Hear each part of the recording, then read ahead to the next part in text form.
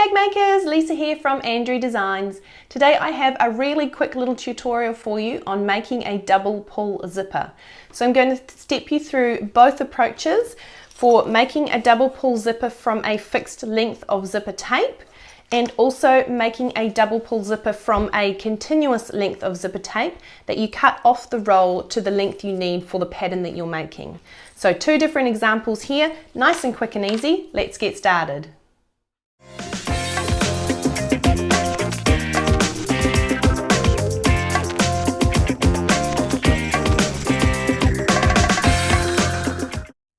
To create a double pull zipper, you're going to need a zipper, which is the right length as per the pattern instructions for the bag you are making.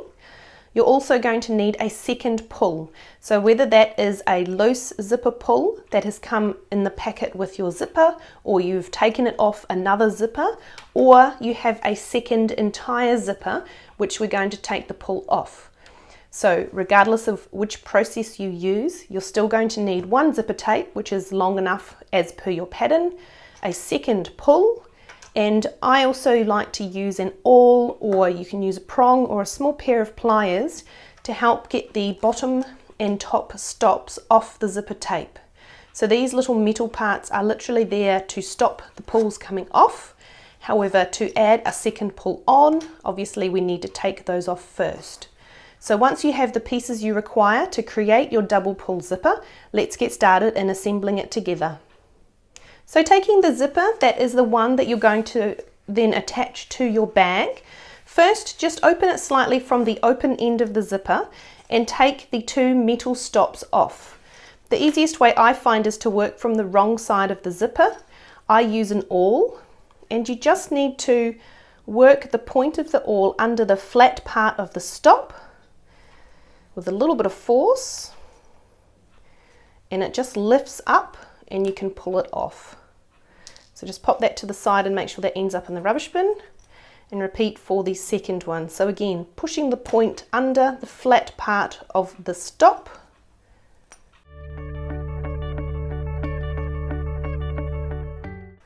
So now we have no stops on the end of our zipper that we're going to use for our bag. From here you need to take your second pull. So for me, I'm using a pull that's already loose and I'm going to be feeding it on. However, if you didn't have a spare pull and you needed to take one from a second zipper, you can easily do that by removing the stops on the second zipper as well, just like we did for the first one, and literally taking the pull off the zipper. If you just pull it, it will come right off the end. So that is how you can grab a second pull from a second zipper. So I'm just going to put that to the side because I'm not going to be using that one. Working on the zipper that is going to be attached to your bag, you've already got one zipper on it, the one it came with. So as you'll see on the shape of the zipper, you have a flat part at the back, which is where the closed teeth come out of, and you have a curved part at the front of the zipper, which is where the open end of the zipper comes out of. So what we want to do when we feed a second pull on is we need to feed it on in the opposite direction, so that the two curved edges of the pull will be facing and the two flat edges will be away from each other. So taking your tails of your zipper, what you're going to do is you're going to make sure that your zipper pull is up the right way, so your tag is up on the top and you've got the curved edge facing towards you. Place one side of your zipper tape, and the zipper tape is right side up. Place one side into the side of the zipper and just pull it or push it through until you can start to feel there's a little bit more resistance or a little bit more friction. That is when you know the teeth are starting to go through, and we're just going to stop there and hold it in place. So just holding the pull and the tape in place. We're then going to grab the second side of our zipper and we're going to feed that side into the second side of the pull, and you'll see them both starting to come out the back. What you want to do here is make sure that the back edges or the raw edges of the zipper tape are lined up as close as possible together. So you don't want to start pulling them through when one here is longer than the other. We want them to be as level as possible. And all we're going to do from here simply is grab with our thumb and forefinger Grab the ends of the zipper tape nice and tight so that we keep them lined up and level with each other. And all you need to do is pull your zipper pull onto the teeth. Okay, it's really easy to do, so I'll just show you that again really quickly. You feed one side of the zipper tape into the pull, hold those two together, feed the second side of the zipper tape into the pull, and make sure that the tapes are level. If you can't pull the second side through any further, you can always pull this first side back a bit so that you can level them up before it starts to grip the teeth on the inside of the pull. Grab the ends of the tape firmly between your finger and thumb and wiggle the pull on. The way you know if your teeth are lined up correctly and in line with each other is if you have a look right at the beginning of the teeth. There should only be one tooth on one side past the tooth on the other. So they should be interlocking like this. If you have it like this, you'll know that the right hand side is longer than the left and it's going to sit a bit skewed on your bag. So you need to take the pull off and do it again to make sure that you only have one tooth on the outside before the tooth on the other side starts. And once you have your two pulls on, you have a double-sided zipper. Yes, it is that easy and that quick. So there you can move your zips right to the center. If need be, you can handle machine stitch across the open end to close it up so that the pulls don't come off, and you can continue with whatever bag pattern you might have been making. So to create a double pull zipper from a continuous zipper tape, so that's where you buy it by the meter or by the yard and you need to chop off how much you require for the bag you're making. The process is very similar to using pre-made zippers, except it's just a little bit different in the way we work with the ends of the zipper tape. So starting first, cut off the length of zipper tape that you require as per the pattern you're making. And here I've got a beautiful black zipper tape with silver teeth, and I'm going to be popping silver pulls onto it. And this zipper is actually from Betty Box Pleat, which is an Australian hardware supplier, and I'll pop a link to her website in the description below for those interested, as she has lots of beautiful shiny bling. So make sure you pop over and have a look at her website. To start creating the double pull zipper, first you just need to open one end of the teeth. So to do that, all you need to do is simply pull them apart, and once you've started, it's really easy to pull the teeth apart. Working on the end that you've just opened, what I like to do is just trim off any threads or fibers that might have come apart and started fraying, just to tidy it up. And then I like to seal the ends with a lighter, or you can use fray check or a craft glue, just to stop them fraying any further while we work with the ends to get the pulls on. So I just do both sides just like that, and now they're a lot more reliable and durable. From here, all we're going to do is very much the process just like we did for the other one. So we're going to keep the zipper tape right side up. We're going to take one of our pulls and we're going to make sure it's also right side up, and the curved edge of the zipper is facing us and the flat edge of the zipper is facing away from us. Working on one side at a time, you're going to push the teeth of the zipper tape into the foot, and if you look down the back from the closed end of the pull, you'll see there's a little tiny metal prong pushing up, which is what locks the teeth in place. If you pull on the tab of the pull gently, it will lift that prong up and out of the way, and then you can push the zipper tape in just a little bit further so that it's locked in place and the pull is not going to come off. Once you've got that locked in place, holding those two together, grab the other side of your zipper tape and sit it in the front of the pull, and then again have a look down, lift, pull on the pull to lift the prong out of the way, the locking mechanism, and wiggle the teeth into the zipper. Can be a little bit fiddly and you kind of have to be a bit bossy with this one, but it is definitely achievable.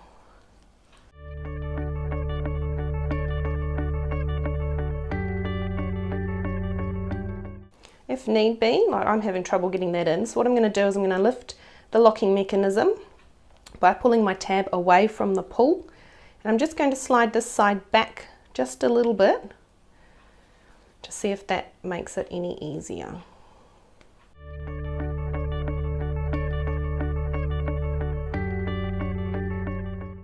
Right, that's not going to work, so I'm going to take that side out completely and try and get this side in and see if it's going to go in at all, because it might just be this side of the tape. Okay, so it will go in, it's just being difficult, of course. So we'll get that one back in and hold that one in place, and then I'm going to do this side, which hopefully will play the game. I'm just going to lift up that locking mechanism and just sort of push it up from behind. Might pull this one back a little bit. Sometimes these come together really easily, and then other times they just seem to have a mind of their own and require a little bit of force, a little bit of persistence to get them on.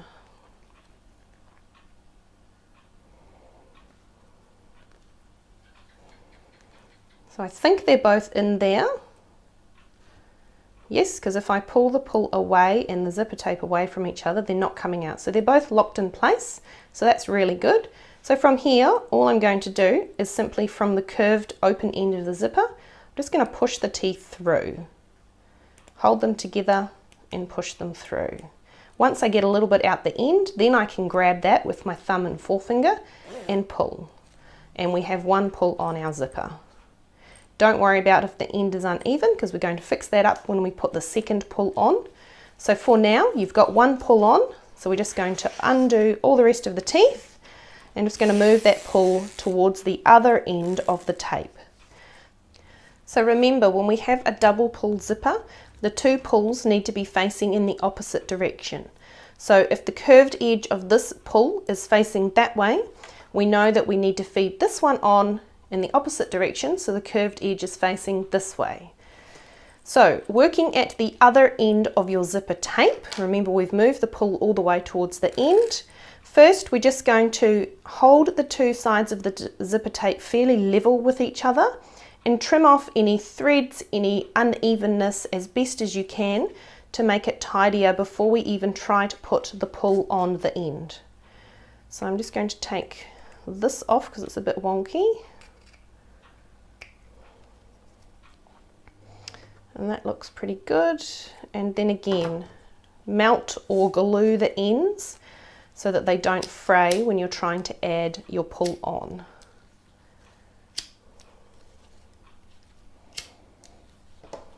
Okay, so now the ends are ready.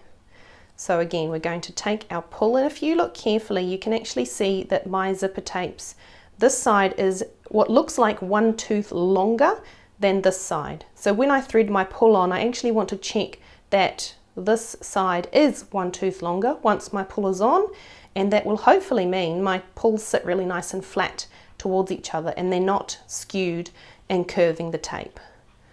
So I'm going to take my pull, oops, start from one side, and I'm just going to push the end just in. I'm going to hold it in place. Push the second end in and give it a bit of a wiggle.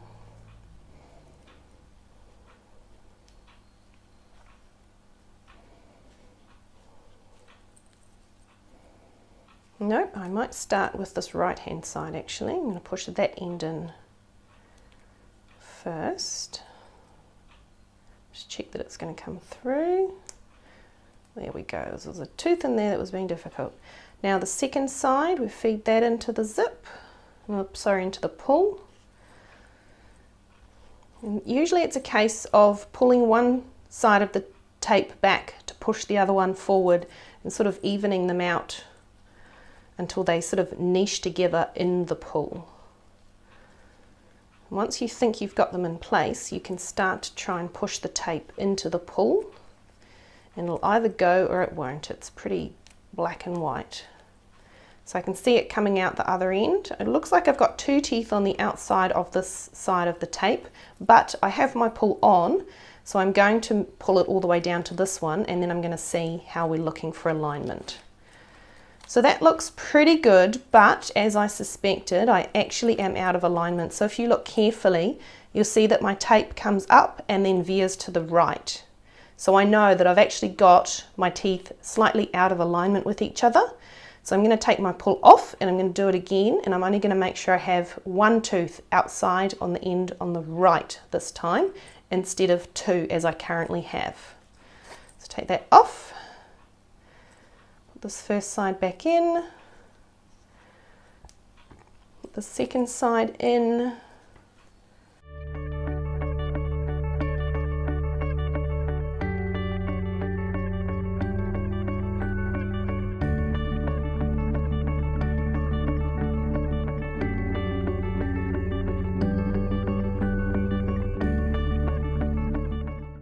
And there we go, we've just got the one. So it does take a bit of patience. Sometimes it goes on a lot faster than this. Sometimes it can be really fiddly like I've just had, but I've only now got one tooth either side, which means that when I put my pulls together, my zipper tape sits nice and straight. It's not curving to the right like it was before. So now, even though I cut this off a continuous length of zipper tape, I have just made a double pull zipper with two beautiful, funky, I love these, zipper pulls, and this is ready to go in my next bag. So that is the other way to make a double pull zipper, and that's all there is to it. It's really that straightforward. You just need to have, at times, a little bit of patience and a little bit of persistence. And that's all there is to it. You now have an awesome little double pull zipper, perfect and ready for your next bag. Hi bag makers, Lisa here from Andrie Designs. Today I have a quick little tutorial for you on how I like to create zipper pockets. So throughout the tutorial I'm going to show you how to draw the box on your zipper pocket piece, how to attach it to its corresponding bag panel, how to turn that through to create the box and get a really nice rolled out seam, how to install the zipper, and then how to attach the remaining zipper pocket piece to create your entire pocket. So it's nice and quick and easy. Let's get started.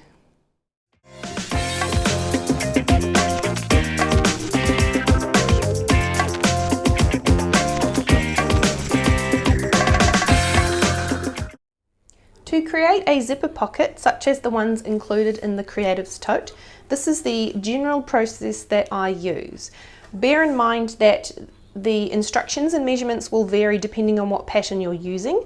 So this is just specific to the Creatives Tote, however the process and the steps are very similar across my range of patterns. So to start, you're going to take one of your zipper pocket pieces and you're going to flip it over so that you are looking at the wrong side or the interfaced side of the piece. Make sure you have it orientated so that the top of the fabric is at the top, and that will be typically one of the long sides. Because I'm using fabric that's not directional, it doesn't matter. However, if you do have directional fabric, make sure that it is orientated the correct way so the top is at the top. From there, we're going to measure down 1 inch and we're going to draw a line almost all the way across. The easiest way to do that is to use my rotary ruler. I'm just going to line it up on the panel at the 1 inch mark. I'm going to take my tailor's chalk and I'm just going to rule a line almost all the way across. From there, I'm actually just going to rotate it because I find it easier to measure working in this direction rather than top down. And I'm going to rule a second line, 1/4 inch on from that line we just drew. So it'll be 1 1/4 inches up from that raw edge. And again, almost all the way across. It doesn't need to be the whole distance. And finally, we're going to do a third line, again 1/4 inch up, making it a total of 1 1/2 inches up from the raw edge. So at this point you should have 3 lines almost all the way across and 1/4 inch apart. From here we're going to draw the vertical lines which will close off our box, and that is what we're going to stitch to create the hole and the entry for our pocket. So for this particular pocket, the width of the box needs to be a total of 9 inches wide. So in order to do that and to make sure it is centered, I'm just going to fold and mark the center of this panel.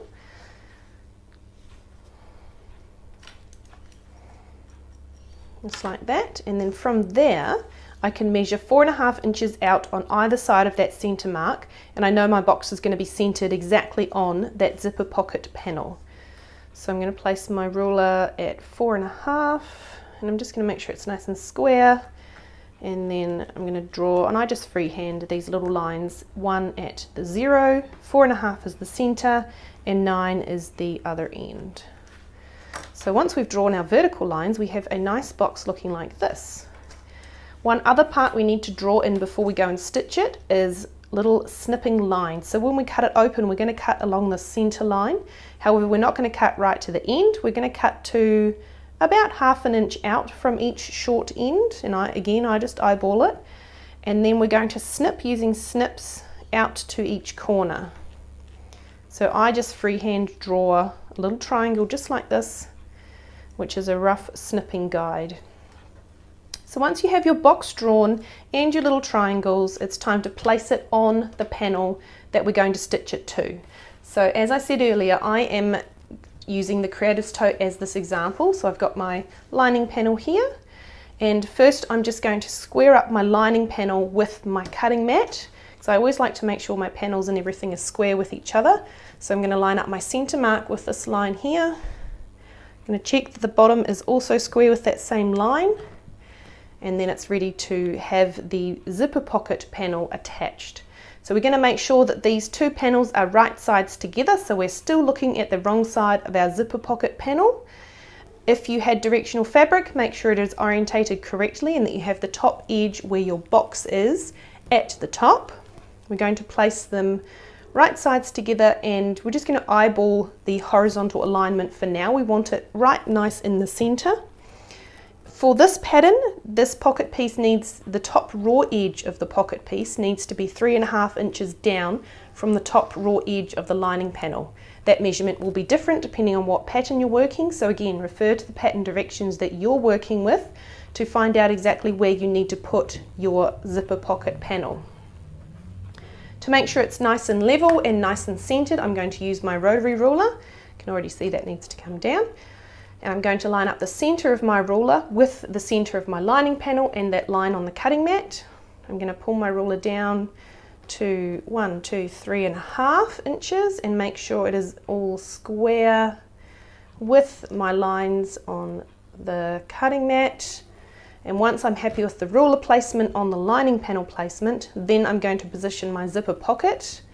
I'm going to make sure my center mark is aligned with the center of my ruler, and the top raw edge of the pocket panel is hard up against the edge of the ruler. That looks good. So from there we can take our ruler off, we can just turn our fabric, and all I need to do from here is just pop a few pins along this box that we've drawn just to hold it in place prior to stitching. For a box of this size I usually put about 4 pins. It is personal preference on that one. Just like that. So that is ready to stitch. So come with me, I'll pop over to the machine and show you how to stitch that in place. To stitch around the box, we're going to stitch around the outside lines all the way around in a nice rectangle. Make sure you have your needle set to the needle down position so it helps when you turn at the ends, and also we're using a normal stitch length of about 2 to 2.5 millimeters. To start, I'm just going to start just before that back corner. Just going to lower the foot. I'm just going to make a couple of stitches forwards and back to lock our threads in, and remove the pin, and then we're just going to stitch nice and straight along that top line.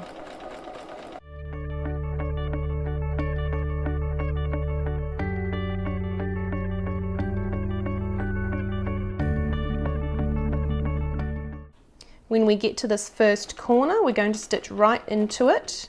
We're going to leave our needle down and we're going to turn our work. Oops.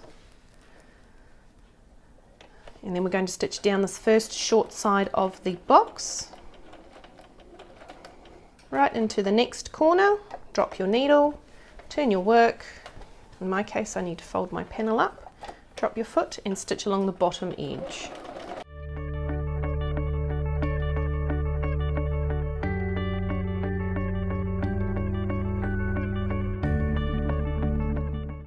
When you get to the next corner, drop your needle, turn, stitch up, and then turn and back to where you started. When you get back to the beginning, just go a bit past where you started and then make a couple of stitches to reinforce your threads, and we can finish off. So that is our box stitched. So from here, come with me, we'll pop back to our work surface and we will cut this open and prepare it for our zipper.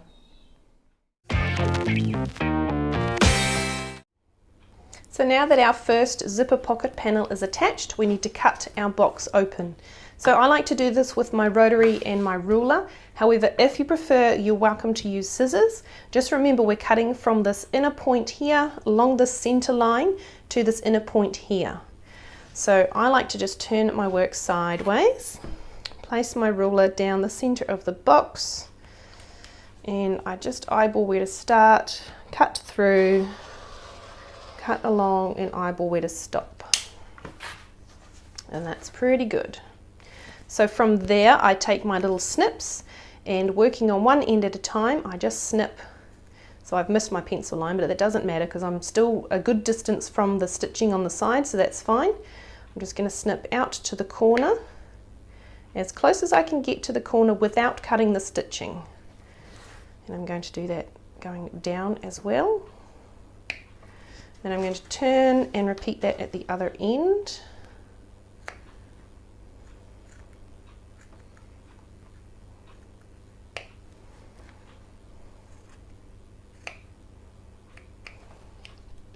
And our box is cut open. So come with me, we're going to head to our pressing station and I'll show you how I like to press these seams so that they're really rolled nice and flat and they give a really good finish. So to press the seams of the zipper pocket nice and flat, I actually like to do it in 2 stages. However, before I do that, if, for example, my panel had fleece or foam attached to the back, obviously in this example it doesn't, but if I was installing the zipper on the outer panel of a bag, for example, before I press and turn my pocket, I actually find it gives a much better result if on the fleece or foam side of the panel, you trim the fleece or foam out of the box first. So you cut it open like we've just done, and then with your snips, you just cut as close to the stitching, but obviously not cutting the stitching, as you can to reduce the bulk. That gives a much flatter, tidier pocket. So it's just a little tip there, food for thought. You don't have to take that on board if you don't want to, but I've found it gives a really good result. To press the panel, first I take the bottom of the zipper pocket and I just feed it through the hole. And then with my iron, I make sure that back seam is also pointing up still, and I give that bottom seam a good press. From here, I just tuck the top through so that the bottom sits flatter, so that it's essentially all turned through, but then I tuck the bottom of the pocket down, still working on that bottom seam. We've just moved the top out of the way essentially, and then I roll the seam out along the bottom and give it a good press. So we're essentially pressing it halfway and then all the way around. Much easier to roll the seam out that way and get a really nice flat seam. From there, we're just going to repeat the same for the top. So press the top through, and you can almost kind of finger press it to get it started, and then give it a good press with the iron. Then turn your panel over, fold that up, roll it out, and give it a press.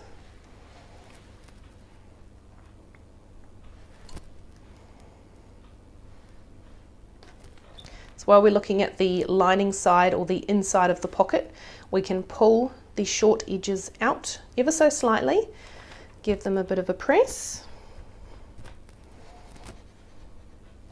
and then finally just flip your panel over so we're looking at the right side of the lining, and just give it another good press, making sure there's no puckers or gathers in these corners. If there is, try and work them out as best you can. It doesn't matter if you get puckers or gathers in these corners on the pocket side, because that'll actually be covered with the zipper and the stitching and everything, so you won't see them, whereas you would see them if they remained on this side. So try and get this side as flat as possible first before we install the zipper.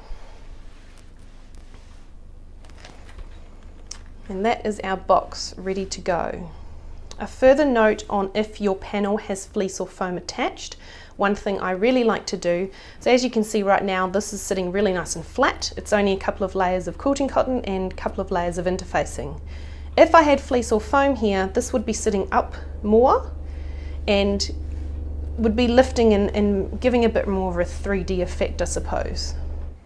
So because of the extra thickness added from fleece or foam, what I often do is I will temporarily glue these panels down to hold them nice and flat prior to installing the zipper. So I'll show you what I mean, even though I don't feel I need to do it for this panel because it's really flat already, but just so you know what I mean for when you do have fleece or foam attached, all I do is fold the panel forward, run a line along the top, and then stick it down. I also do that along the bottom and stick it down, and I also do the sides. So this is just a sew line glue stick, which is what I love for this sort of work. And once you've stuck all your sides down, you can then set them with the iron, which dries the glue a whole lot faster. You can also use a sewing tape, just something that can be removed, because once the zipper is installed, we actually lift this up and we need to access the sides here. So we want something that's just a temporary hold. So that is much flatter. So you can do it for this sort of thickness if you want. I don't normally, but I definitely would recommend giving it a go and using a glue or tape if you have fleece or foam on the back of your panel. Just helps things sit nice and flat prior to installing the zipper. So from here, pop back to your workstation and we're going to install the zipper to the inside of this pocket and get it ready to stitch in place.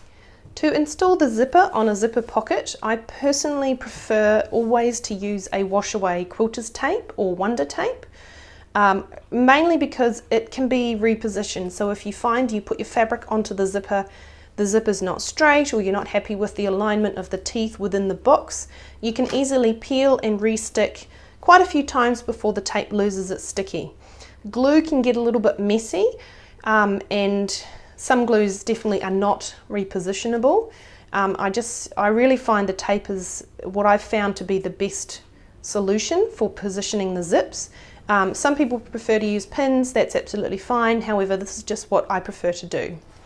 So on the inside of your box, on essentially the inside of the zipper pocket, all I do, so the tape I use is a little bit wider than Wonder tape.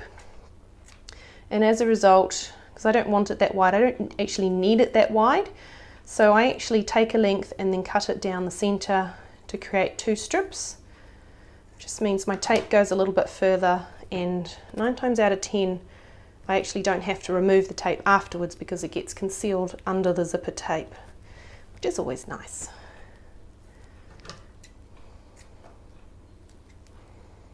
So we're just going to go ahead and place tape all around the edge of the box.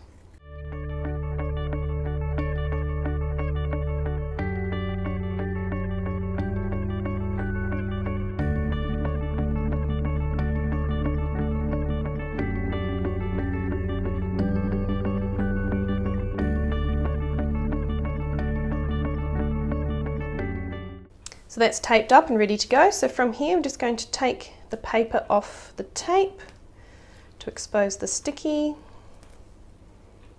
Oops. There we go, and then we're ready to align our zipper. So what I like to do with my zippers is have the bottom stop showing for these types of pockets. I just think it gives a nice feature, and it means that when you come to stitch, you know that you're not going to hit it because it's just inside the box and it's clearly visible. So what I like to do, what I find easiest, is to place the zipper down on my work surface right side up, and at this point you need to decide which direction you want your zipper to open from. So I like them opening from left to right, which means I'm going to start positioning it from right to left. We position the closed end first, work our way along, and then position the open end last, because we may need to move the pull depending on the length or width of the box. So starting with your zipper down on your work surface, you're literally just going to hover your panel above the zipper, and because I'm working from right to left, so I'm going to use the stop as my starting point, and I'm going to put it just inside my box and centered vertically within the box, and then I'm just going to work from right to left, adjusting the fabric as need be. It's quite a wide pocket, this one, so I'm just going to adjust to make sure that my zipper teeth are nice and horizontal in the box and as centered as they can be. I don't want a zipper that's all winky wonky. When I get to the open end, I had to move my pull there. Again, I'm just going to make sure that my teeth are still nice and centered, and that when my pull is right up closed, as it would be once the zip is done, that it looks really nice and central. That actually looks really good. I think I might just tweak this end is skewing up a little bit, so what do I need to do there? I think I just need to move my stop ever so slightly down, so I'm just going to peel it back, straighten it up and stick it back down. There we go. So that looks really good. I'm quite happy with that. Just push it down a bit there. That's the beauty of tape, is you can lift and reposition your fabric quite a few times. You can be as fussy as you like to. Once you've got your zipper in place and you're happy with its alignment, just work your way around and really stick it to the tape so you know it's held in place. You can double check on the back that everything's nice and flat. And once you're happy with it, come with me, we'll head over to the machine and we will stitch it in place. So to stitch our zipper in place, I like to just use my walking foot. I find that the thickness of the fabric, and especially if you've got fleece or foam underneath, lifts the foot enough that it doesn't interfere with the teeth of the zipper, so I don't change my foot for these sorts of pockets.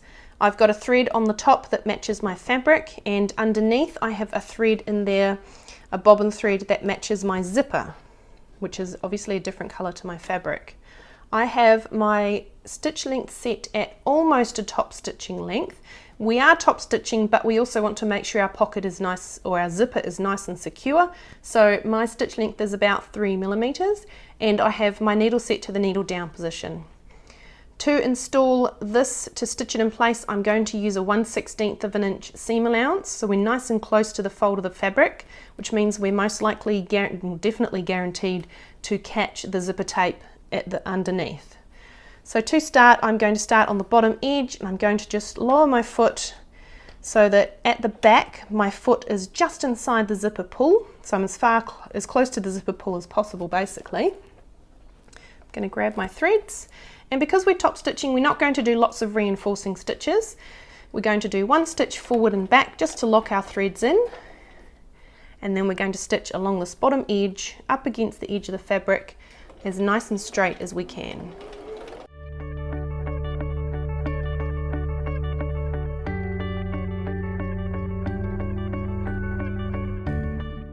So when we get to this first short edge, we're going to go one stitch past that end. We're going to keep our needle down and we're going to rotate our work so we're ready to stitch up that first short edge of the box. Drop your foot, and we're going to stitch up and over the zipper all the way to one stitch past that top edge of the box. From here, lock reverse in. We're going to stitch all the way back down to where we just came from. Take reverse off and then stitch back to the top again. So each short end will have 3 passes just to make sure the teeth are really well locked in place. Once you're at this next top edge, keep your needle down, lift your foot and rotate your work. And if need be, if you're like me, you'll need to sort of fold your panel to make things a bit tidier and manageable. Drop your foot, and we're going to stitch along the top of the box now.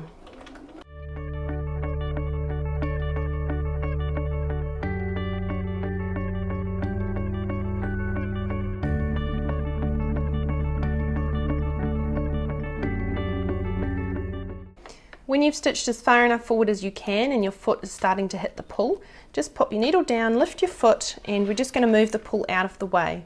The easiest way I've found to do this is just with a sewing gauge, or you can use an awl, and instead of grabbing the pull and trying to pull it back under the foot, which can get difficult at the best of times, there's not a lot of room under there, especially for fingers and zipper pulls. So what I like to do instead is use my sewing gauge. I just use the point at the front, and all I do in this little hole at the end of the pull is I push down, which releases the locking mechanism, and then back, which then moves the pull back under the foot. If you just push it back straight away, you'll find that it locks because of the locking mechanism in the zipper. So you have to either lift up or push down to release it. The easiest way, because we have a foot, is to push down and then slide it back under the foot.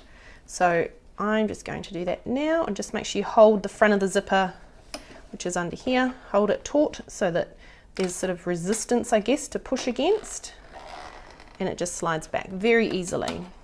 Once that's out of the way, lower your foot and continue down to the remaining short edge of the box.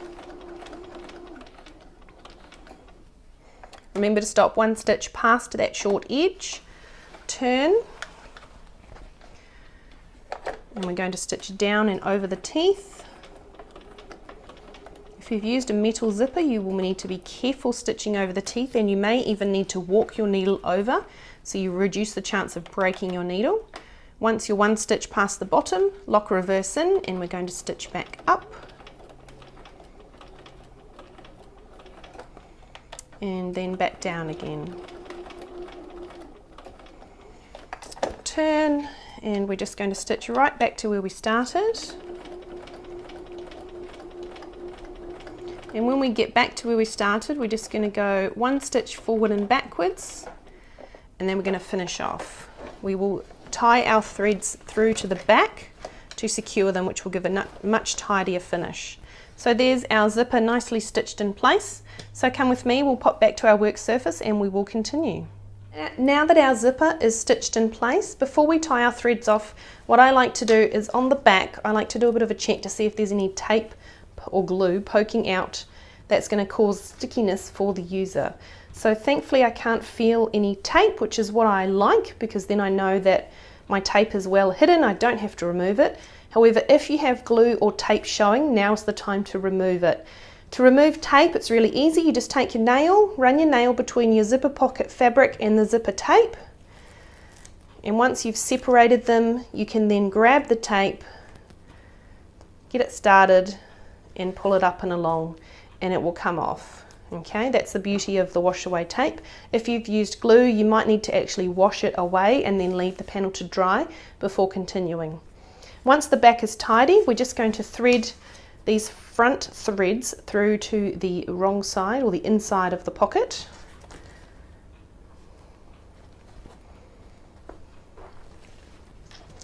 And tie a simple reef knot to secure them. Oh.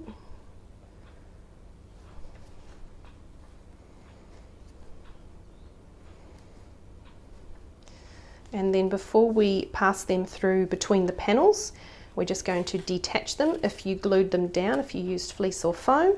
So just detach them all the way around. So we're going to need that for the next step anyway.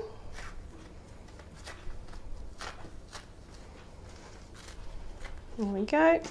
And then once you've done the knot in your threads, we can pass these threads through to the wrong side. Where's my needle? There. And just give a tug to help that knot go through and trim those off. So once those threads are tidied up, all we need to do is then tidy up the edges of the zipper. So if your zipper is overhanging like mine is, then all I do is just fold the lining panel or the bag panel that you're working on out of the way so you can see the edge of the pocket, and you can just rotary or snip them off so that the edge of the zipper is flush with the edge of the pocket. It doesn't have to be very tidy, nobody's going to see it. So that just gets rid of a little bit of bulk. So from here, we've only got one more step to do, and that is to attach the remaining zipper pocket panel to our assembled zipper pocket, and we will be finished. So to finish off our zipper pocket, all we need to do is attach our remaining pocket panel. So we're simply going to place them right sides together. Again, if you've used directional fabric, make sure it is orientated correctly, and up the top edge is up the top along with your assembled pocket piece. Place them right sides together and matching all raw edges. We're going to pin them together. However, we're going to pin them the way that we're going to stitch it, which is, funnily enough, not this way up. The reason I don't like to stitch them this way up is because the bulk is then underneath. You can't see what you're doing. It can get messy and you run the risk of actually catching this in your seam, which then means unpicking. Nobody really enjoys that. So I prefer to have my panel right side up, and I fold my lining up and out of the way so that my zipper pocket panels are flat on my needle plate in my machine. There's nothing underneath to get caught that shouldn't, and it's a much easier process. So to pin these panels, we're just going to work down one side at a time. And of a pocket this size, you probably only need about 3 pins in it. The fabric kind of just holds itself together on its own. So I've just pinned one side, and all I did was fold the lining panel out of the way. I'm going to turn it round and repeat for the other side. Again, just folding my lining panel or your bag panel, whatever pattern you're making. Just fold it out of the way and pin, pin, and pin, and then the same for the top and bottom of the pocket. So one there, and fold that down and pin the top as well. So just make sure those raw edges meet. Just poke that through so it doesn't hit where the zip is joined. And where'd my pin go? There, this one. So our zipper pocket is pinned all the way around. Just a note, if you are turning your bag through the zipper pocket and the pattern says not to stitch the bottom edge because you need to leave it open to turn through, don't stitch that bottom edge like I'm about to do, otherwise you will have to get that seam ripper out, unfortunately. So from here, come with me, we'll head over to the machine and we will stitch this pocket, and then we will be finished. So to stitch the back of the zipper pocket in place, make sure that your bag panel is right side up so that your zipper pocket pieces are underneath. And all we're going to do to start is fold that bag panel out of the way. Make sure you have a normal stitch length set of about 2 to 2.5 millimeters, your needle set to the needle down position, and we're going to stitch with a seam allowance of 1/2 inch. We're going to start in the bottom left hand corner, which is why my panel is upside down, and that means that if you have to leave the bottom open to turn through, when we get to that bottom right corner you can simply stop there and not stitch across the bottom like we're going to. Just going to place my fabric under my foot. I'm just going to start from the very start of the fabric just because I can. I'm going to hold my tails and make a few stitches forward and backwards to reinforce, and then we're just going to stitch up that first side.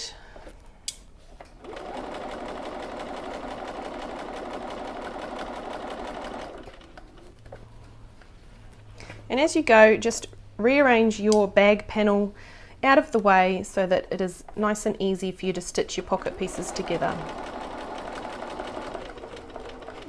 As you come up to your zipper teeth, just go nice and steady over those, just in case, especially if you've used a metal zipper. And then we're going to stop 1/2 inch-ish, it's very approximate, from that top or close most raw edge of the fabric, and we're going to turn. Drop your foot, rearrange your bag panel so it is out of the way now for this edge of the pocket, and stitch.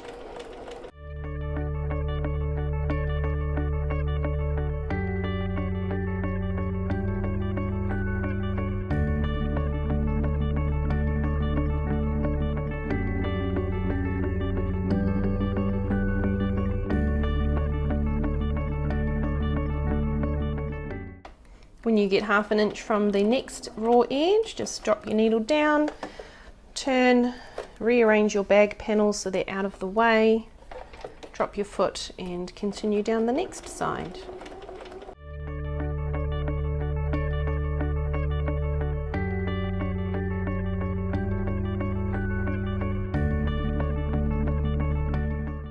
So when we get close to this bottom edge, this is the bottom of the pocket. So if you are turning your bag through this pocket, you will stitch right to the edge of the fabric, reinforce your stitches and finish off. You will leave the bottom edge of the pocket open. However, we're not doing that with this pocket. We are literally closing it up to create one complete pocket.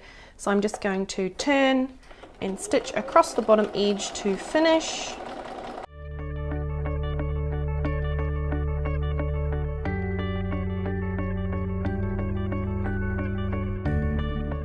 And when we get back to the start, we're just going to cross over our original stitching, reinforce and finish off. And that is our zipper pocket all complete, stitched, attached, all done. And just like that, you have a beautiful zipper pocket installed on the bag panel of the bag pattern you are making. Hi bag makers, Lisa here from Andrie Designs. If you've made any of our older patterns before, you'll know that they feature our classic or traditional way to create a zipper pocket. You're going to love this new twist today. In today's video, I'm showing you how to sew a cleaner and more professional looking zipper pocket, one where the edges of the zipper tape are completely hidden inside. It's a little more fancy than my original method, but still totally doable, and it gives your project that extra polished finish. Let me know in the comments if you've tried this method before, or if it's your first time giving it a go. I'd love to hear how it works for you. Let's go.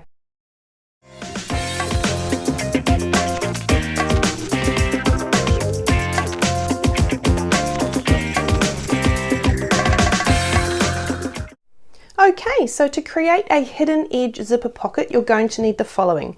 You're going to need the panel that you are creating the zipper pocket on. So I'm going to be using this lining panel. I'm in the process of making a box it up clutch, and this is the lining panel from that pattern, and I'll put a link to that pattern in the description below.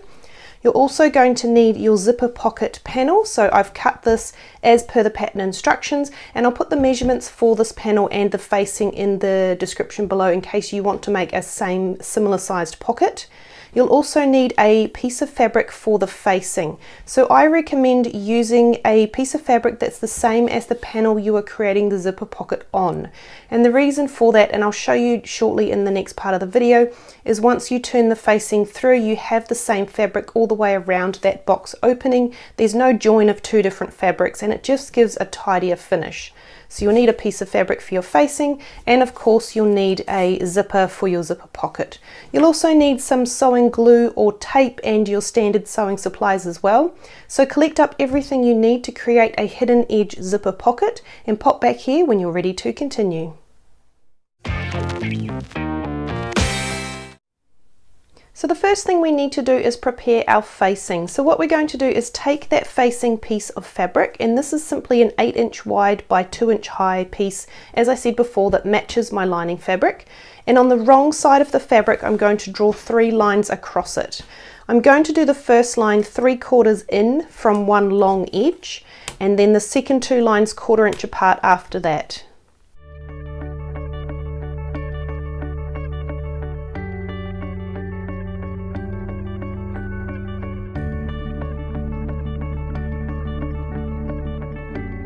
So here I've got 3 lines starting 3/4 inch down, and the 2 other lines are 1/4 inches on from there. So the box, or the lines that I've drawn, are essentially centered on my facing panel. What I'm going to do is measure 1/2 inch in from each short edge and just close up my box, which will give me a nice stitching line when I come to stitch this facing to my lining panel in just a moment. So just marking each end there, and I'm also going to just freehand some diagonal lines to create a little bit of a V, which will give me some snipping lines for when I come to cut my box open shortly. So this is on the back of the facing, the wrong side, and now I've got my box marked out ready to attach. So the next step is to take my lining panel, and I'm going to fold it in half just to mark the center of the top and bottom edges so I can make sure everything is nice and square.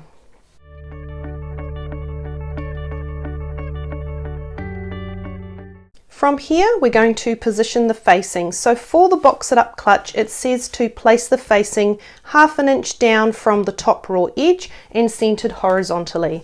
So when I'm placing anything such as this, I use the lines on my cutting mat first and foremost, and in this case I'm making sure that my lining panel, my main panel, is nice and centered with my center marks on my cutting mat at both the top and the bottom, and that this raw edge here is also horizontal and in line with this line on my cutting mat.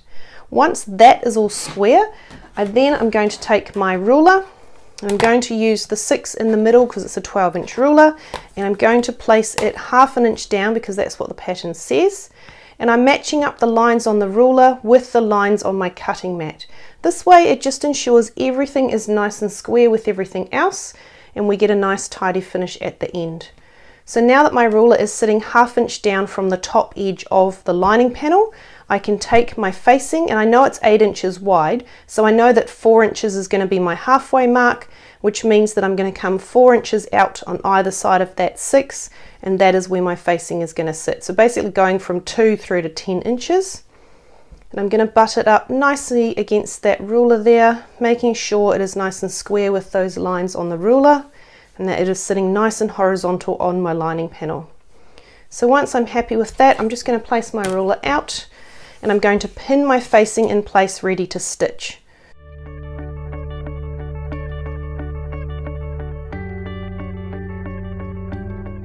So now my facing is ready to be stitched in place. So I'm going to pause the video and you're going to do the same. Head over to your machine and all you need to do is stitch around the outside edge of your box using a normal stitch length of about 2 to 2.5 millimeters. Make sure you reinforce well at the start and finish, and once you've done that, pop back here and we will continue. Okay, so once you've stitched around your box to attach, this is what your panel should be looking like. And on the wrong side of the panel, you can see my box there stitched in place. So now that our facing is attached, it's time to cut open the facing along that center line that we drew and those little horizontal slits that we made earlier. So what I'm going to do is just grab my rotary cutter and my ruler, and I'm just going to cut the bulk of that out, open I should say, with my rotary cutter. And then what I'm going to do with my snips is I'm going to use my snips to cut as close into the corners as I can without obviously cutting the stitching. The closer you can cut into the corner, the better the facing is going to sit when you roll it out and around to the wrong side of the panel. But of course you don't want to compromise the join between the facing fabric and, in my case, my lining panel. So I've gone pretty close. I'm probably like, I don't know, one millimeter away from that corner in each corner there. So I'm going to repeat at this end.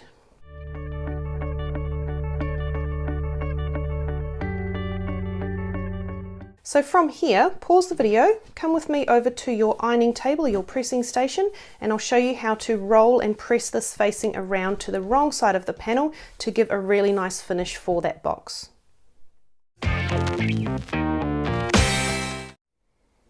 So at your iron, the first thing we're going to do is we're going to iron up one long edge. So I'm just going to work along the bottom edge here because it's closest to me, and I'm just going to give it a bit of a press up, essentially out flat and away from the lining panel that it's attached to.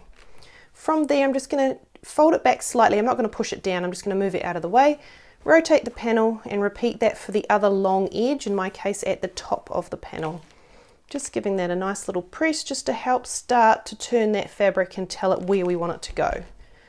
From there I'm going to do the same thing on each short edge as well. Just give it a little press, and on the other short edge. And this will just help the seams roll out really nicely when we turn them through in a moment. So now all those 4 edges are pressed. So what I'm going to do is turn my panel over, and I'm going to pull the edge closest to me, which is now the top edge. I'm going to pull that around and through. Just fold the other edge through, but it probably won't stay very well. This is always the fiddly bit, but if you persist and be fussy, it gives a nice result.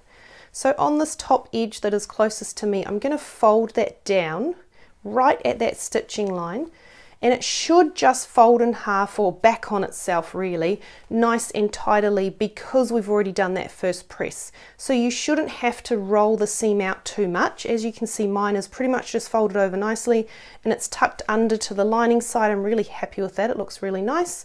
So I'm just going to give that a bit of a finger press to start turning that fabric, and then go along with the iron and encourage it to sit where I want it to sit.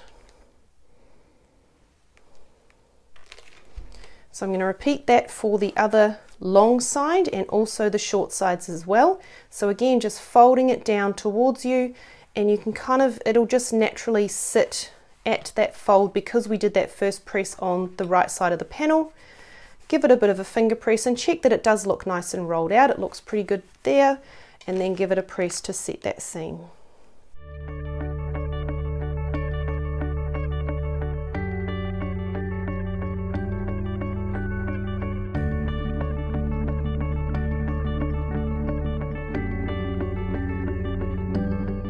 So once you've pressed all 4 sides, what I find easiest to do is to actually glue them down with a glue stick, or you could use double-sided sewing tape as well. That holds the facing in place nice and flat, and it makes it a whole lot easier when you go to install your zipper pocket. So I'm just going to work through one side at a time. All I do is place a line of glue along one edge, make sure my box edge is still sitting nice and flat, and just finger press it in place, and then I set the glue with the iron just to speed everything up.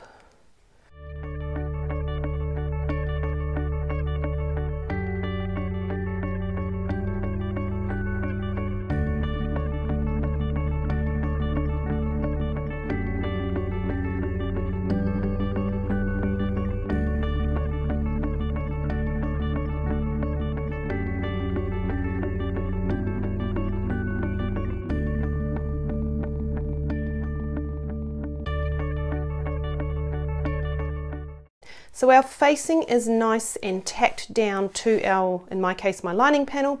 It is not going to flap around when I install my zipper pocket. It is secured out of the way.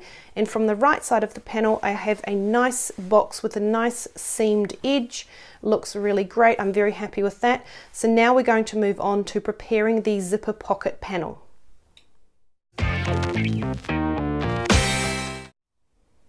So staying at your iron, we're going to use our zipper pocket panel and our dress zipper. So my pocket panel is already interfaced, ready to go. This is just an 8" by 8.5" rectangle.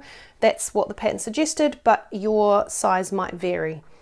So first of all, what we're going to do is attach the zipper to the 2 short sides of the pocket panel. So for me, that's along my 8" side. So all I'm going to do to start, and the reason I'm at my ironing station, is I'm actually going to glue the zipper in place first on the right side of the fabric before I go and baste it in place. Now the reason I've found it best to glue, or you could tape it first, is it actually reduces the chance of the zipper turning out to be a bit wavy when you do a final stitch. So all I'm going to do is place my zipper centered horizontally. It doesn't have to be exact. Got about the same amount on each side overhanging, and then I'm going to just stick it to that short edge with the edge of my zipper tape matching nicely. Press it into the glue, and I'm not stretching my zipper tape as I go. I'm just letting it sit naturally where it does sit, and I'm going to set that glue with my iron just to speed the process up before I baste it at the machine. Just like that. So from here, your first side is stuck in place. Pause the video, head over to your machine. All you're going to do along that top edge is baste your zipper in place using a 1/8 inch seam allowance. So it's not a very big seam. It doesn't have to be straight or perfect. It's simply just to tack the zipper in place, make it a bit more reliable than the glue or tape you've used. So pop off and do that seam, run that seam along, and pop back here when you're ready to continue. Okay, so once you've basted that edge of the zipper in place, it should be looking something like this. It doesn't matter what color thread you've used. As you can see, I've used yellow. That's just what I had in the machine. So from here, we're going to repeat for the other side of our zipper tape. So I'm going to turn my pocket panel 180 degrees, and I'm going to place some glue along the other short edge of my pocket panel.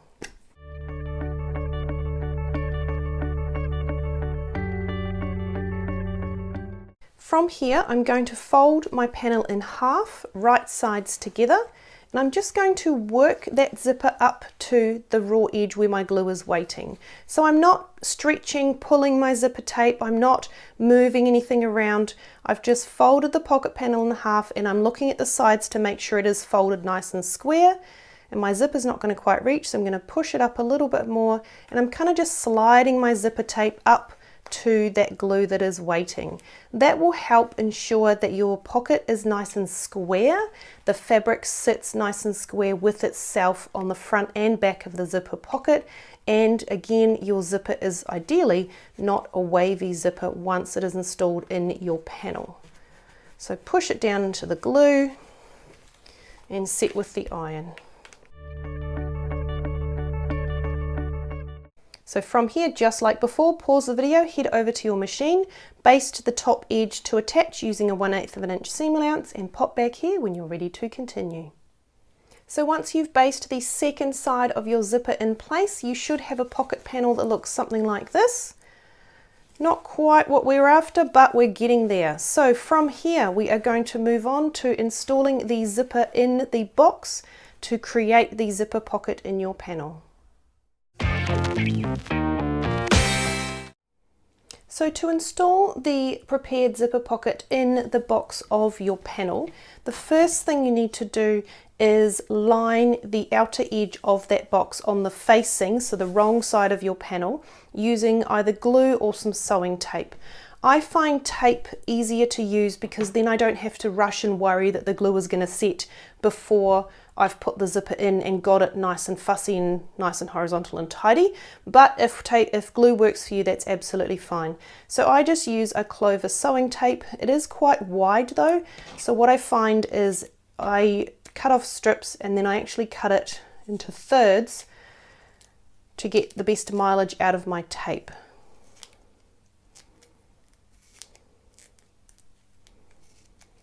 Once I have a length of tape ready to go, I'm going to simply place it around the edge of the box, about 1/8 of an inch in. I don't want it hard up against the edge, I want it just in slightly from there, and I'm going to place tape all the way around the box ready to install my zipper. So go ahead and do that now.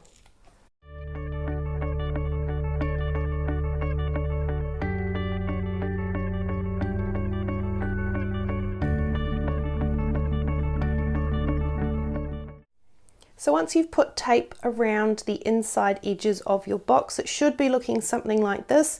You can see that there's a little bit of fabric clearance, so that's what we want. So I'm just going to go ahead and pull the backing paper off my tape, ready to install the zipper of my zipper pocket.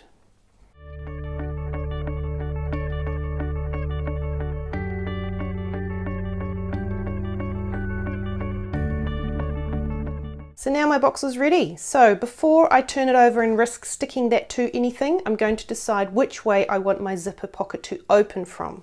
So I personally prefer to have it opening from left to right. So I'm actually going to turn my panel round and I'm just going to finger press down the new bottom edge, just so that my zipper is sitting somewhat flat. And I'm going to move my pull in, so it's about just over 1/2 inch in from that raw edge of the pocket there that we can see at the back. So that should just clear the box when I go and place it over top. So now that I've got that nicely aligned, I'm going to sit that there on my mat and I'm going to turn my lining panel over and I'm going to come over top and I'm not even going to press, I'm just going to sort of sit that over top of the zipper. The first thing I want to do is flip the bottom of my panel over and check that my facing is sitting in line with the sides of the zipper pocket. So you can see there I actually got it pretty good first time, which is a nice change. So the sides of my facing there are pretty much square with the sides of my zipper pocket. If yours is slightly off and it's to one side a little bit like that, then what you want to do is just square it up so that these two pieces are in line with each other. Once you've got that, you can kind of hold it in place, flip your panel down, and now we can fuss with getting that zipper sitting nice and horizontal in the box. So I just work from one side to the other. I'm going to start at this end simply because I'm left-handed, I just find it easier. And I'm going to make sure the teeth are coming out square in that space. And I'm going to finger press it just to hold it in place once I'm happy with that. Then I'm going to work along, and this is why I love tape, you can reposition it as you go. And I'm going to make sure that that zipper is sitting nice and square in the box and that the box is sitting kind of parallel with each other and not pulling apart or moving on one side or the other. So that end is pretty good. Now sort of working across to the middle. And that top edge, so I'm just looking at this gap here is looking pretty good. I might need to push it up a smidge there. That's a bit better. Now looking at the bottom looks pretty good as well. My zipper teeth are looking nice and horizontal in that box. Quite happy with that middle. So I'm just going to stick the middle in this right end down because I'm happy with that placement. And now I'm just going to fuss with this end here. So my zipper pull is sitting beautifully hard up against the box. It's not pushing on it though, it's right where it should be. And I think I just need my teeth to go down a smidge. It's not quite horizontal. I'm just going to be a bit fussy. So I'm just going to lift that up and just maneuver it ever so slightly. That looks a lot better. So there my teeth are nice and horizontal in the box. The pull is right up against the left hand side of my box. So I'm just going to stick that down so it is stuck in place. Just like that. So that is what the front will look like. We'll trim these down later, do not cut them yet. And on the wrong side of your panel, you should have the zipper pocket. You can see a bit of facing poking out over top and your overhanging zipper tape. That's fine, that will get trimmed later, as I said before. So your pocket is positioned in place. From here it's time to move on and actually stitch it. So to stitch our zipper pocket in place and create that hidden edge on the zipper tape, what we need to do is first stitch the bottom edge of the pocket box only, using a nice 1/16 of an inch seam allowance and a normal stitch length of about 2 to 2.5 millimeters. Now the reason I suggest to use a normal stitch length is even though you see the stitching, it is still a reinforcing seam that is actually holding the pocket in place. So we need those stitches to be a nice secure length in order to make sure our pocket is installed and it's nice and we can be confident that it is installed securely and it's not going to move or accidentally come undone or anything, such as if we were to use a longer top stitching length. To stitch the bottom of that box first, what we need to do is actually flip the pocket panel itself up and out of the way so that we are only stitching along here at the machine. So we're stitching the essentially what will be the back edge of the pocket and along that zipper tape. So folding that up, and if need be you can kind of reach in and finger press the top edge of the pocket up. You can kind of gently pull it up slightly to make sure it is clear, so you are only stitching this bottom edge of the pocket panel. So come with me, let's head over to the machine. So at the machine I've got my needle set to the needle down position. I'm on a 2.5 millimeter stitch length, and what I'm going to do is just line my box up under my foot. And what I want to do is make sure that this line, this short edge of the box, is in line with the gap where my needle is actually going to start stitching. So I'm going to line that up now, and I'm going to drop my foot, and I'm just checking that that box is, the short edge of the box is right in that gap, which it is. So I'm going to push that to the edge there. I'm using this inner edge of my foot as my guide, and I've moved my needle over slightly so I can still get my 1/16 of an inch seam allowance. And all I'm going to do is drop my needle, and I'm going to put reverse on and do one stitch back and then one stitch forward, and that's just locked my threads in somewhat. We are going to tie them off manually once we've stitched this seam. So just stitching along the bottom edge of that box using a nice 1/16 of an inch seam allowance, moving the zipper pull out of the way as you go. So to move my zipper pull, I have a little sewing gauge, and all I do is I use the point on the end of the gauge to push down on the end of the pull where there's a little hole. So I'm going to lift my foot with my needle down, push down, which then releases the locking mechanism in the zip, and I can just slide it back past my foot out of the way. So I'm going to keep stitching all the way to this far end.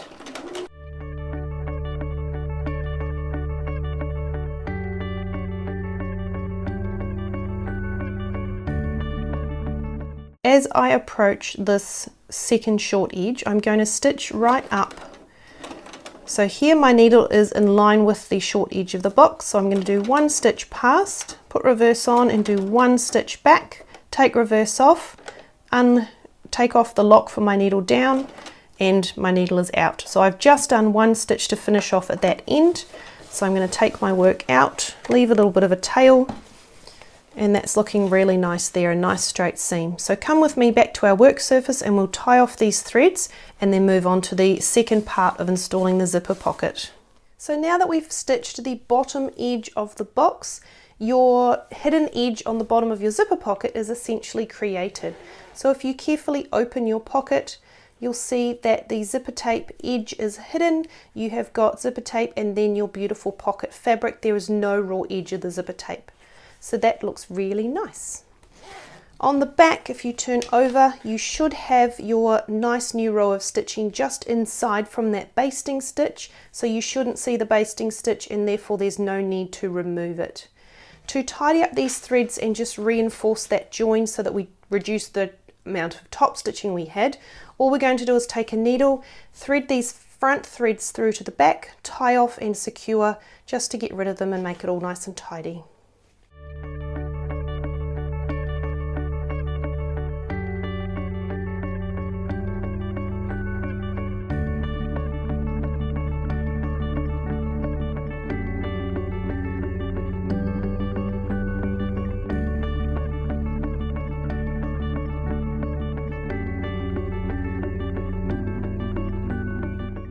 So the next step is to stitch the short sides and the top long edge of our pocket in place to finish the attachment of the pocket panel. So to prepare the panel ready to stitch the short sides and the top long side, what we need to do is refold this pocket panel back down and away from the top edge.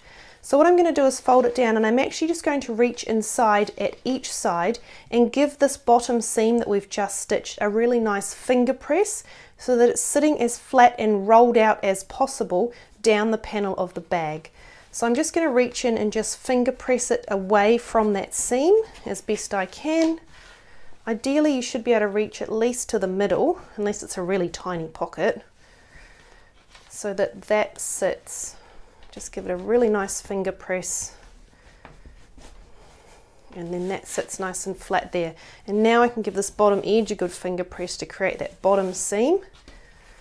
And if I open up and have a look, that hidden edge we just stitched now sits nice and flat and nicely rolled out along the bottom there. So that looks really good.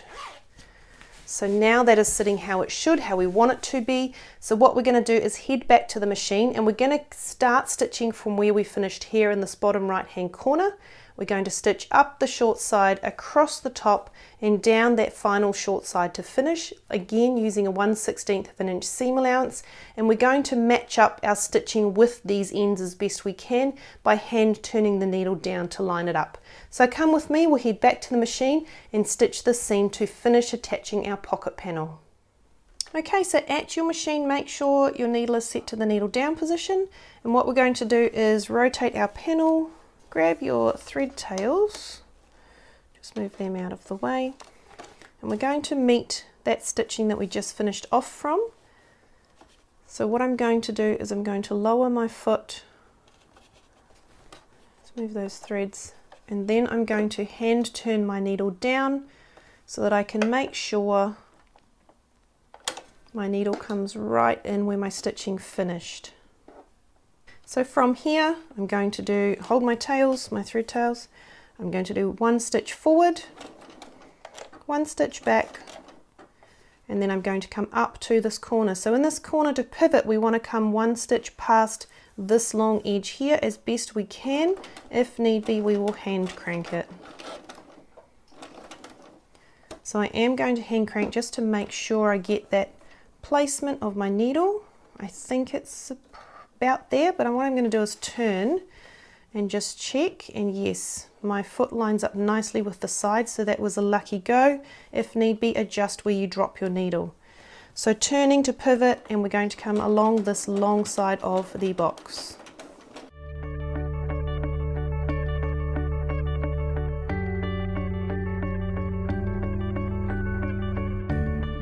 So when you get to the pull, again, I just use a gauge. I'm going to lift my foot, push down and back, and slide that pull out of the way. And then we're going to come to the second corner. So nice and steady. And I can see I've come just past, so I'm going to hand crank, but I think I need to actually work it back a little bit because I think that one will be too far. So I'm going to try there and see what that looks like. I feel like it's not quite far enough, so I'm going to go back and just push my fabric ever so slightly more, and let's try that one. That's good, beautiful. So coming down the short side to meet our original stitching, ideally finishing where we started. I'm going to do one more, and now I'm going to hand crank to check that I line up, and I think I've gone too far. So there is where I want. So I'm going to put reverse on and do one stitch, take it off, and I'm going to release my needle so it comes up, and I'm going to thread my threads through to the back manually. So taking that out, that looks really nice. I'm very happy with that. So come with me, we'll head back to our work surface, we'll tidy up these threads, and then we've just got a few simple steps to go. So now that you've stitched the second part of your box, it's time just to tidy up those threads and finish off that attachment, just like we did before. So threading the thread tails through to the wrong side of the panel and tying off a knot to finish.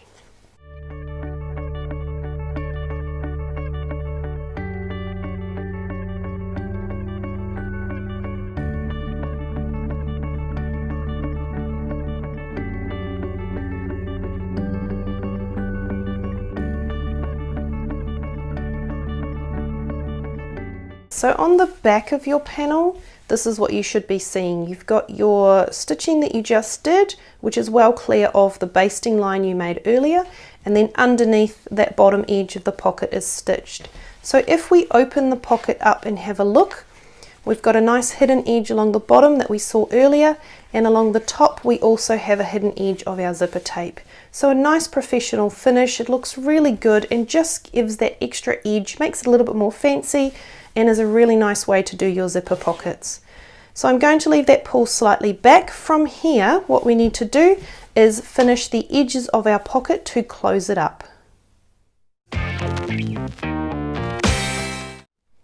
So to close the edges of our zipper pocket, what I'm going to do is actually work from the right side of the panel, and I'm just going to fold one side back and just gently detach the tape or sticky over so slightly, just to give me a little bit of extra clearance. And what I'm going to do is then pin the edge of the pocket closed. Now my pocket's pretty small, it really only needs 1 or 2 pins just to hold it in place. And then from here, come with me, we're going to head over to the machine and I'll show you how to stitch this edge closed. We're going to use a 1/4 inch seam allowance, so pretty narrow. It might be a bit wobbly at the top, but that's okay because nobody's going to see it. So come with me, we'll head over to the machine and close up this side of the pocket. So at your machine, we're going to stitch with a normal stitch length of 2 to 2.5 millimeters. I like to use my zipper foot. It just gives me a nice 1/4 inch seam allowance. It's easier and I don't have to deal with this bulk at the top end where the zipper is on my walking foot. It's just a bit harder. So I'm going to line up the edge of my zipper foot with the edge of the fabric panel underneath. I'm kind of just eyeballing it. Going to make a couple of stitches forwards and backwards to lock my threads in. I've got my needle set to the needle down position, and I'm just going to work my way over the zipper teeth gently to start with, and then I'm going to finish off the seam nicely down the side of the bag.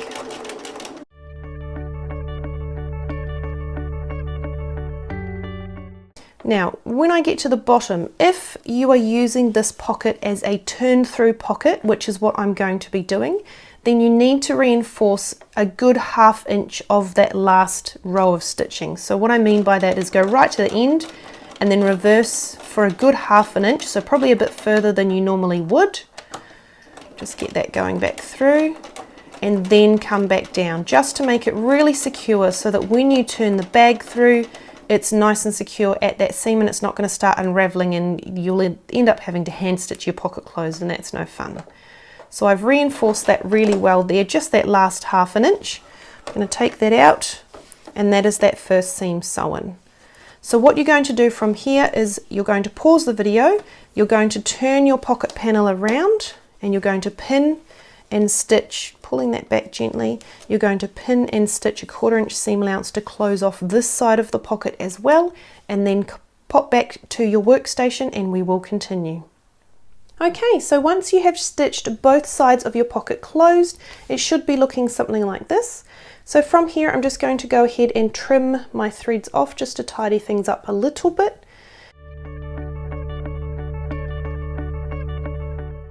So from here, we're going to trim off the excess zipper tape. So looking at the right side of your panel, you're going to fold one side back and you're just going to trim those zipper tails off just up to the edge of your pocket. It doesn't have to be perfect or measured, it's just to clear off that excess. Turn your panel and repeat for the other side.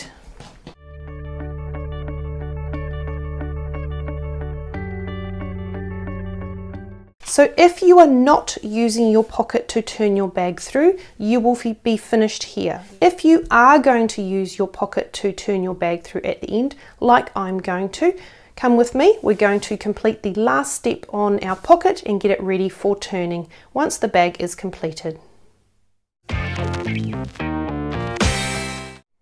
So to use your zipper pocket as a turning pocket to turn the whole bag through at the end, what we need to do is actually cut the bottom edge off the pocket and then prepare it by pressing it and sticking it down in place, ready for that final step at the very end of your bag construction. So first of all, to do that, what we want to do is make sure that the panel you've attached it to, so in my case my lining panel, is completely out of the way, because at this point it would be a real shame to accidentally cut that panel. Using your rotary and a ruler, we're just going to cut the bottom of the pocket off using a 1/8 of an inch seam allowance.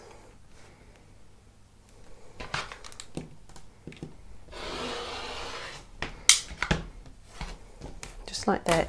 So now our pocket is open and we will use that to turn the bag. Some people like to leave it there and fuss with the finish for folding the edge and the finished edge of it at the end, but I prefer to prepare it now while it's just attached to one panel rather than the whole bag. So come with me, we're going to head to our pressing station, prepare this bottom edge, and then we will be done. So to finish off your pocket, if you're using it as a turn through pocket, is to prepare this bottom cut edge ready for closing at the end of the bag. So what I like to do is fold and press and then glue this raw edge back and open, so that once the whole bag is assembled, I just have to match up the folded edges, pin and stitch, and I'm done. Before I fold them back though, what I need to do is just trim down these side seams just to reduce a little bit of bulk, and all I'm going to do is simply cut them on a nice 45-degree angle just outside, actually I'll go this way, just outside that stitching, so really close to the bottom edge here and up on a nice slope, basically like a triangle. And that just reduces the bulk a little bit. So I'm going to do the same on this side as well. You can do this with a rotary cutter if you want as well, it doesn't matter. Just like that. So now that that bulk is reduced, I'm going to fold and press my bottom edge open. I'm just going to move that out of the way, and I'm just going to fold it up 1/4 inch. You don't have to measure it unless you really want to. It doesn't have to be exact. I just eyeball it, to be honest. All the way across there and give that a good press. Then I'm going to turn it over, keep my panel out of the way, and I'm going to fold and press this side up to match the side that I've just done.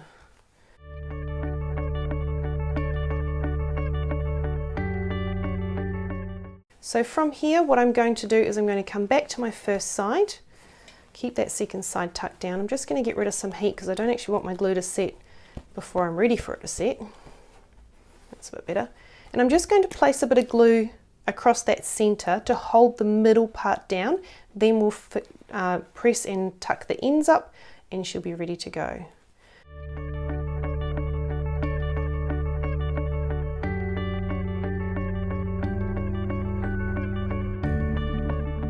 So at one end, we're going to open our pocket out slightly, and I'm going to finger press that side seam to one side. So I'm left-handed, I just naturally press it to the right.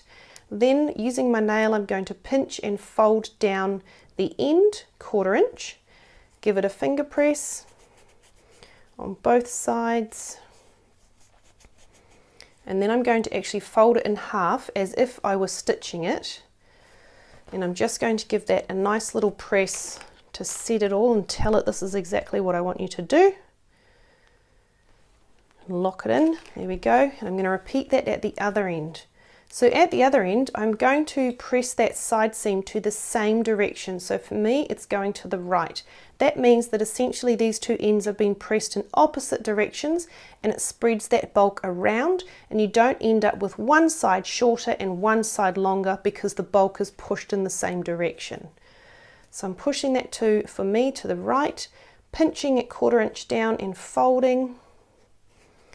Give it a bit of a finger press either side of that. Fold it in half. Oh, grab. Line those sides up nicely together and give it a press. So by doing it this way, you should find that the corners here are very minimal. There's not a lot of bulk, and that means that once the seam is stitched and turned through and you push these corners out into the pocket, they kind of just pop out and sit relatively flat, a lot flatter than other methods. So I can feel there's very little bulk there. They feel nice and flat already, so that's great. What I'm going to do is just pop around and put a little bit of glue down the sides here towards these corners, just so it's all held in place.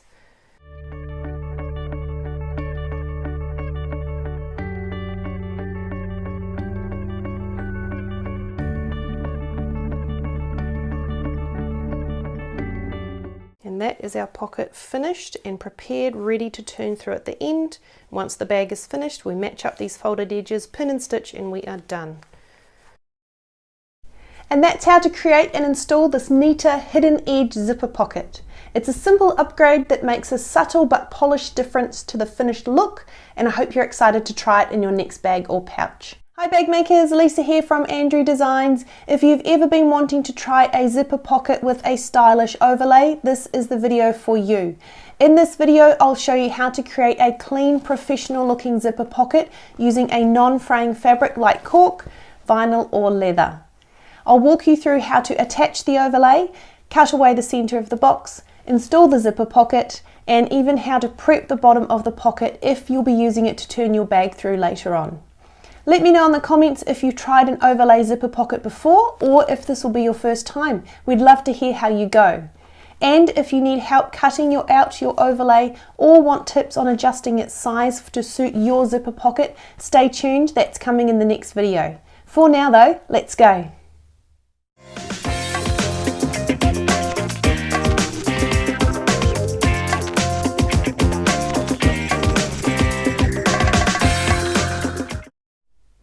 Okay, so to create a zipper pocket that has an overlay, you're going to need the following.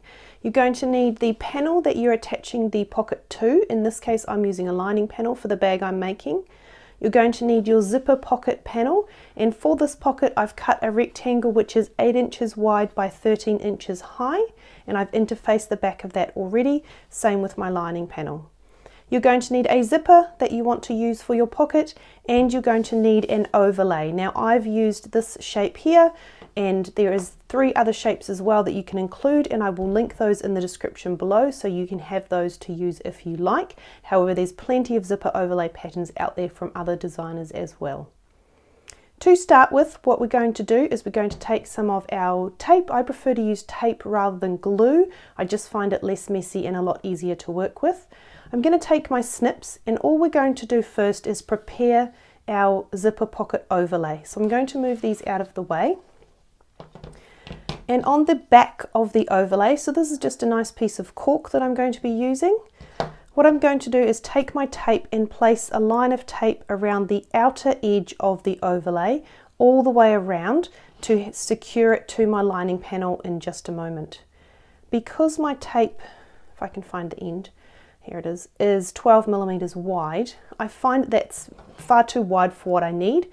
So what I like to do is cut strips off and then cut them lengthways to reduce the width, and it means I just get a bit more mileage out of my tape. And this is just a clover sewing tape I'm using, which I absolutely love. And I'm just going to start by placing my tape around the outside of my overlay, ready to attach it shortly.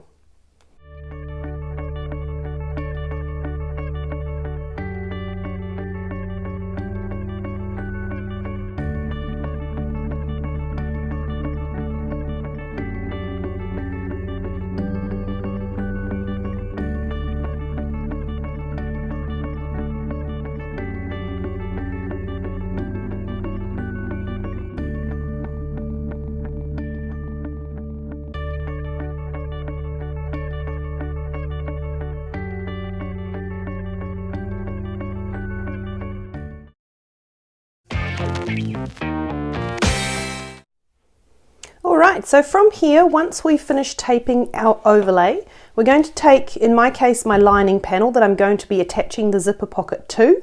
I'm first going to just fold it in half to mark the center of my top and bottom edges, ready for attaching my overlay in my pocket and also for later on when I come to assembling my bag. So I'm just going to do that quickly now.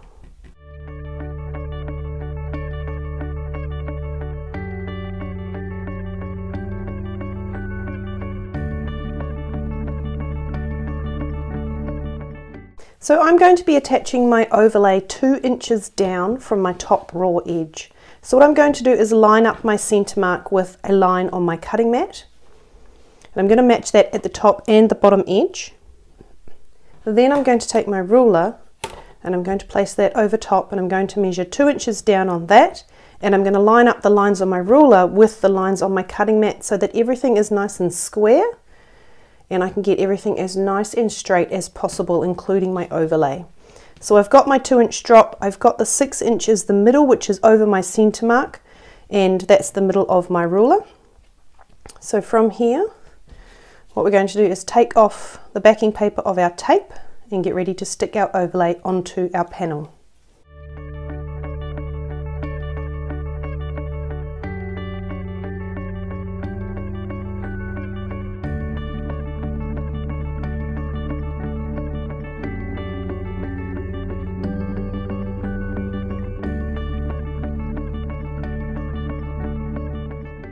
Okay, so my overlay is ready to stick on. So what I'm going to do is I'm going to sit it right up under the ruler. And before I press it in place, I'm going to make sure that it is centered on my panel. So because I don't have a center mark on my overlay, I'm going to use the lines on my ruler and I'm going to eyeball it to make sure that it looks centered on my panel. So I can see that my curves are coming to about 1.5 inches in on the ruler. I actually think I need to go this way ever so slightly. So if I come down from this 1.5 inch mark, I can see it is going to hit that curve there, and 1.5 inches in there, it's going to hit that curve. So that is nicely horizontal now. So I'm just going to make sure it's pushed up against that ruler nice and flush. And once I'm happy with that and that my box is nice and square in the middle, I'm just eyeballing it to make sure it's fairly parallel across. Looks pretty good. So I'm going to stick that down and give it a nice firm press to hold it in place. Just like that. So from here, what we're going to do is head over to the machine and we're going to stitch around the outside of the overlay using a nice narrow stitch of about 1/16 of an inch. So very close to the edge. We don't want it to come too far in and then have a bit of a flap. So 1/16 of an inch all the way around the outside of your overlay, stitch to attach using a normal to slightly longer than normal stitch length, not quite a top stitch length because we need that to be a nice secure seam. Pop to your machine, stitch to attach. Once you've done that, pop back here and we will continue. Once you've stitched your overlay in place, it should be looking something like this. And because it's essentially a top stitch, even though we've used a normal stitch length, I don't reinforce my stitches. I like to thread my threads through to the back and tie them off so that it's almost a seamless join, and I just feel it gives a more professional finish. So I'm just going to do that now with my needle and my snips.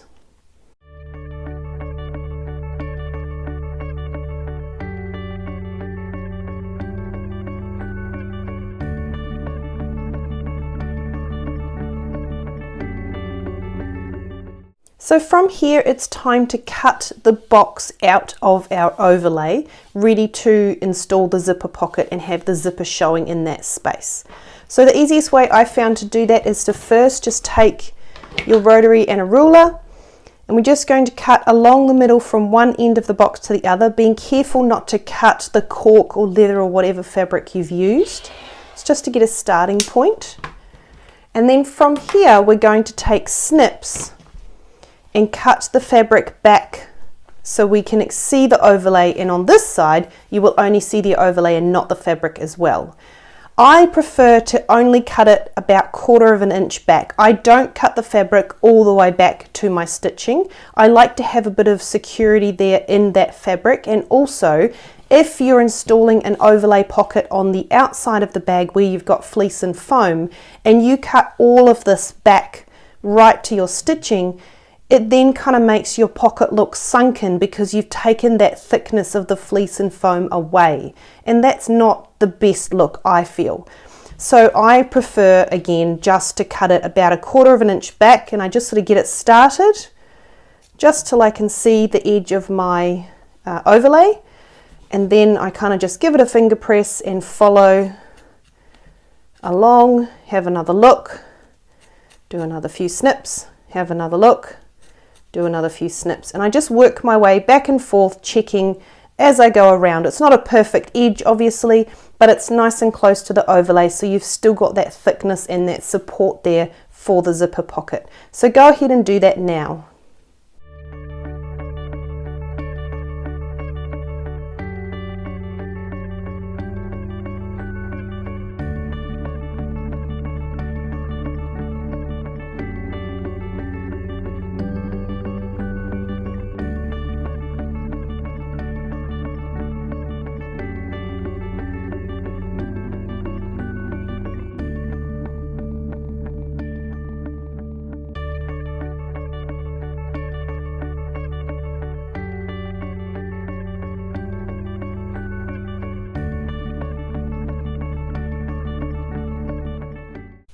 Just like that.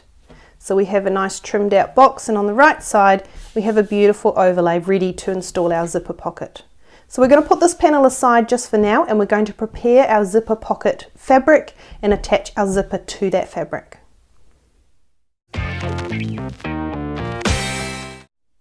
So taking the zipper pocket panel that we prepared earlier with interfacing fused, what I'm going to do along one short edge is just put a thin layer of glue. This is just a Soline glue stick, just to tack my zipper in place first so it's held ready for me to stitch. You don't need to do this really, it just makes life a little bit easier, so why not, right? So I've got my layer of glue. I'm going to take my zipper. For this, I'm using a zipper that's slightly wider than the pocket panel. I prefer doing it this way and then trimming the zipper down later. It just gives me something to hold on to and makes it easier to maneuver when I'm installing it into my panel. So all I'm going to do from here is match the top edge of the zipper tape with the top short edge of the panel, and I'm just going to press it into the glue to stick it down, and I've got the zipper about center on the panel. It doesn't have to be accurate. I'm just going to give that a nice press to stick that down, just like that. So from here, pause the video, head to your machine. All you're going to do is baste to attach the zipper to your pocket panel, again using a 1/16 of an inch seam allowance. You can use a basting stitch length, that's fine. It's just to tack it in place ready to sew later. So pop off and do that, and pop back here when you're ready to continue. Okay, so I've stitched along the top here, and you probably can't see the stitching on this side because it's all black, but here you can see I've got a very narrow seam. It's not straight, doesn't have to be, just to tack the zipper to the fabric. So from here I'm going to rotate my panel 180 degrees, and I'm going to put a layer of glue along the other short edge of the panel.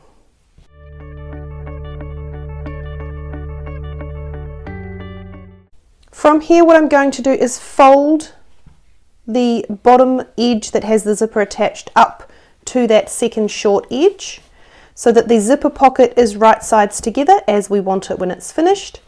And I'm going to make sure that the sides of the pocket panel are nicely aligned and it's not sitting off center like that. We want it nice and straight, and I'm just going to walk it up until the zipper is meeting that raw edge at the top.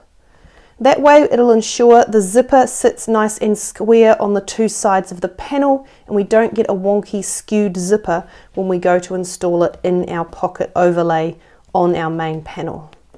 So I'm just pushing the zipper tape into that glue along that edge again, matching raw edges together, giving that a nice line. And once you're happy with that placement and your edges of the pocket here are nice and parallel together, which they look really good, pause the video, head back to your machine, base to attach along that other short edge and pop back here when you're ready to continue.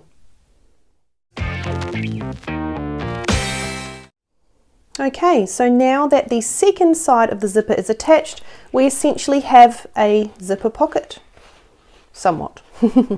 So we're going to pop that to the side just for a moment, and we're going to prepare the zipper overlay ready to attach our zipper pocket to. So grabbing our trusty tape again, we're going to work on the wrong side of the overlay, and just like we did before, we're going to put tape around, this time though, the inside of the overlay box, close to the edge. Don't want to be too far away from it, all the way around, ready to stick the zipper to.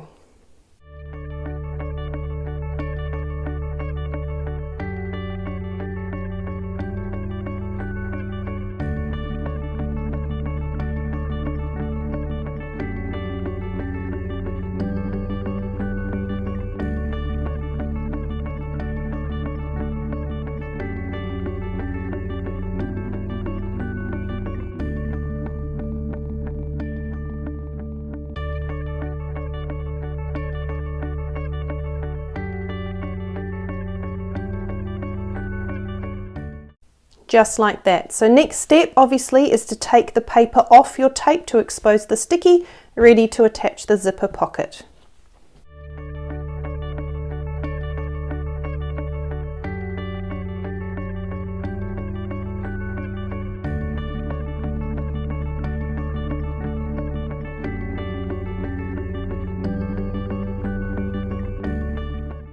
So from here, what you need to do is decide which way you want your zipper to open. So for the bag I'm making, I want my zipper to open from left to right. So I'm going to align it this way around on my cutting surface for now, my cutting board. And what I'm going to do is move the zipper pull about 1/2 inch in from the edge of the pocket fabric so that I know the pull will be inside the box. It won't accidentally be left out and I'll have a pocket that I can't access. Once you've decided on that orientation of your zipper, take your panel that you're attaching your pocket to, and we're just going to sort of sit the panel over the zipper for now. We're not pushing anything down yet, because what we want to do is flip the panel up, and I want to check that my pocket here on the sides of the pocket is sitting nice and square between the rows of stitching on my overlay. So I don't want to have, for example, my pocket sitting like this, where you can see the edges of the overlay are over here and my pocket is hard off to the right, out of line with my whole panel. So what I want to do is kind of just again eyeball it, make sure that the sides of my pocket are nice and centered between the edges of my overlay, my stitching there, and overall on my panel as well.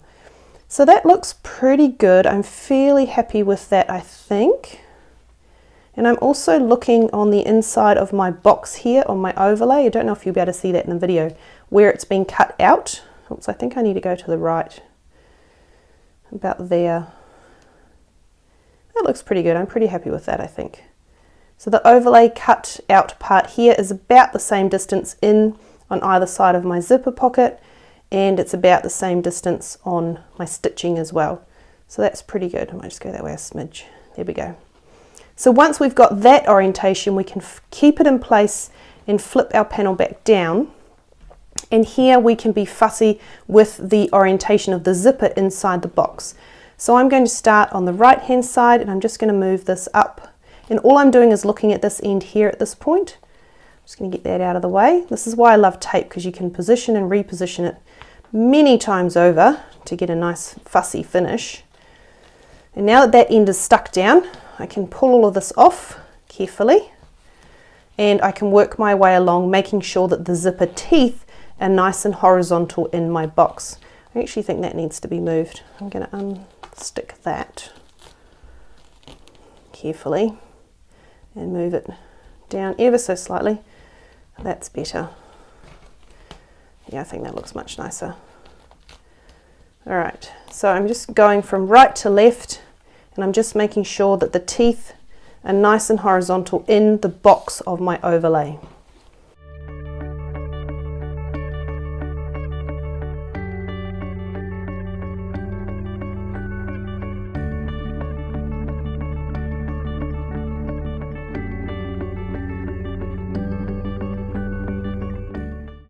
So that looks pretty good. I'm really happy with that. So what I'm going to do is I'm just giving it an extra press along the sides, and especially an extra press where the overlay goes over the zipper teeth to make sure it's nicely stuck so that it doesn't move on me when I go to stitch it.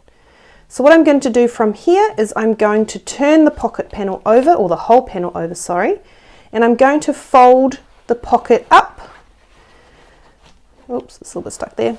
So that this bottom edge is nice and flat. That is the seam we're going to stitch first. So with the pocket coming up the back out of the panel like that, so it's out of the way, I'm going to head to the machine and we're going to stitch just this bottom edge of the overlay, again using a 1/16 of an inch seam allowance. And what we want to do is start 1/16 of an inch before the cut in the overlay here, before the box, and finish 1/16 of an inch past the box at this end. So you have a slight overhang which will meet the stitching when we do the ends. Using a normal stitch length, not a top stitching length, because we are essentially securing our pocket. So we want to make sure it's nicely held in place. Typically it's about 1 stitch back and forth at each end. I like to tie my threads off instead of doing lots of reinforcing. I feel it just looks more tidy. So pause the video, head to your machine, stitch just the bottom edge of the pocket in place using a 1/16 of an inch seam allowance and a normal stitch length, and pop back here when you're ready to continue.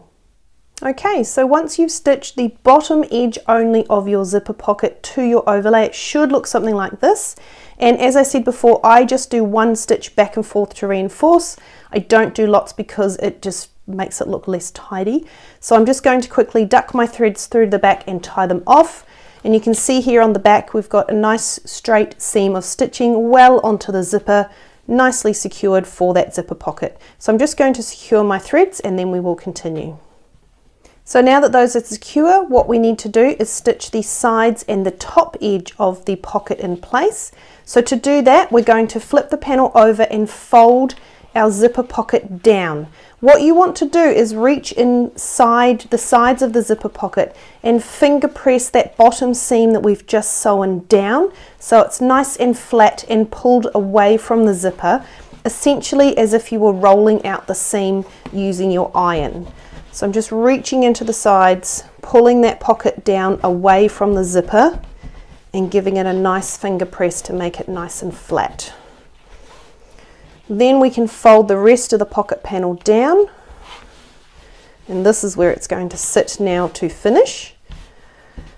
So looking at the right side of the panel, what we're going to do at your machine, again with a 1/16 of an inch seam allowance, 1 stitch back and forth to reinforce. We're going to stitch up the short edge of the zipper overlay, along the top, move the pull out of the way, and down the second short edge of the box, 1 stitch back and forth to reinforce.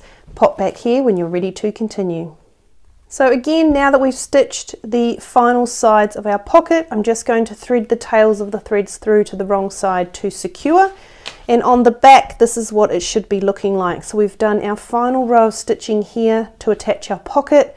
The other one is under here that we did earlier, and that is nice and secure to our bag panel. So I'm just going to tidy up my threads and then we will continue.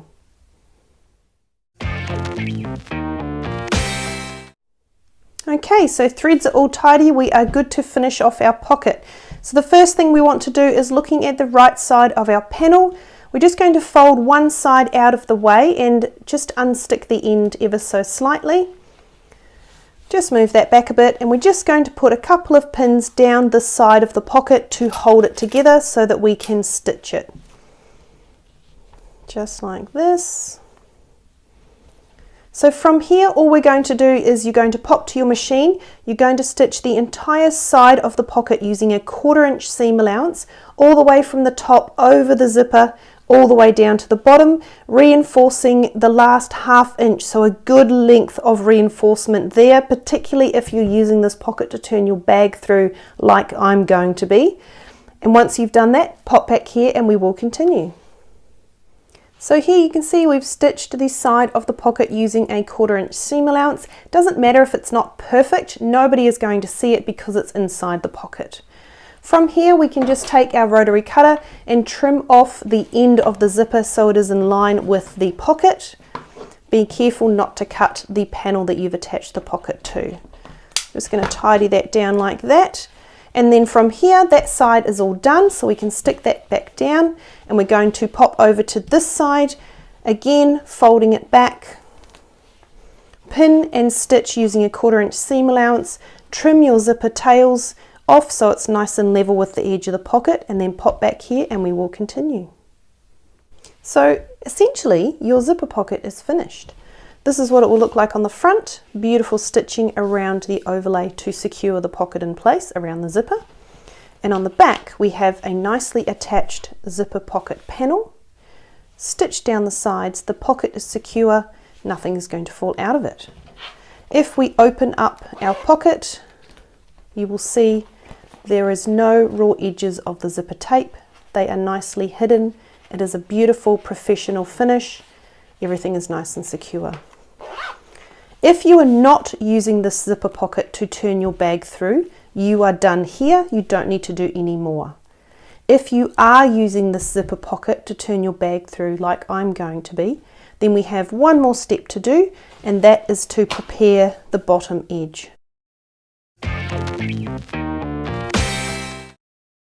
So the first thing we need to do is fold the panel that it's attached to out of the way, and we're going to trim off 1/8 of an inch along the bottom edge to open the pocket so we can then turn the bag through once it is finished being assembled. So I'm just going to eyeball 1/8 of an inch. I'm going to trim it off,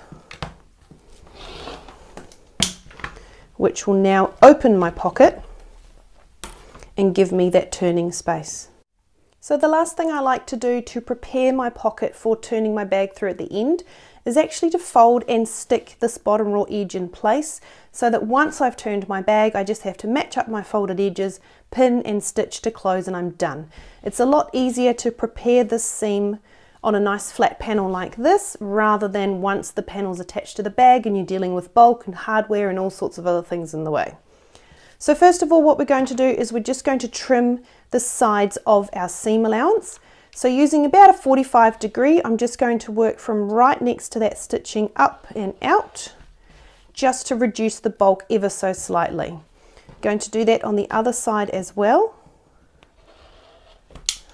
And it's ever so small, but it makes a huge difference, I find, to the finished seam. From there, what I'm going to do all simply is finger press up 1/4 of an inch along the bottom edge. And I'm just eyeballing it, it does not have to be perfect. Give it a bit of a finger press and then glue it in place to hold it so that it's nicely stuck down. Makes life easier for us. So stick, stick, stick, stick. And there. Then I'm going to turn my panel over and repeat that on the other side of the pocket as well. Again, just matching the edges together.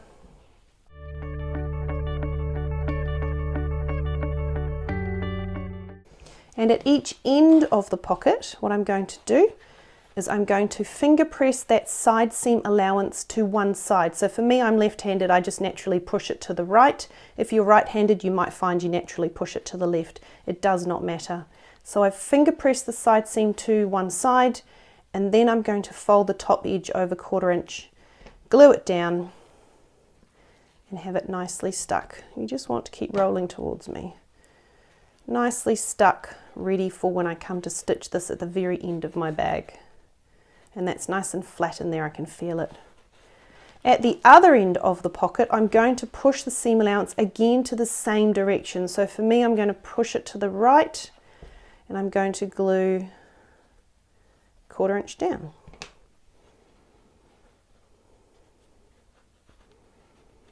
And that way, the bulk is pushed to both sides, and you don't end up with one side of the pocket longer than the other because it's got both side seams on it.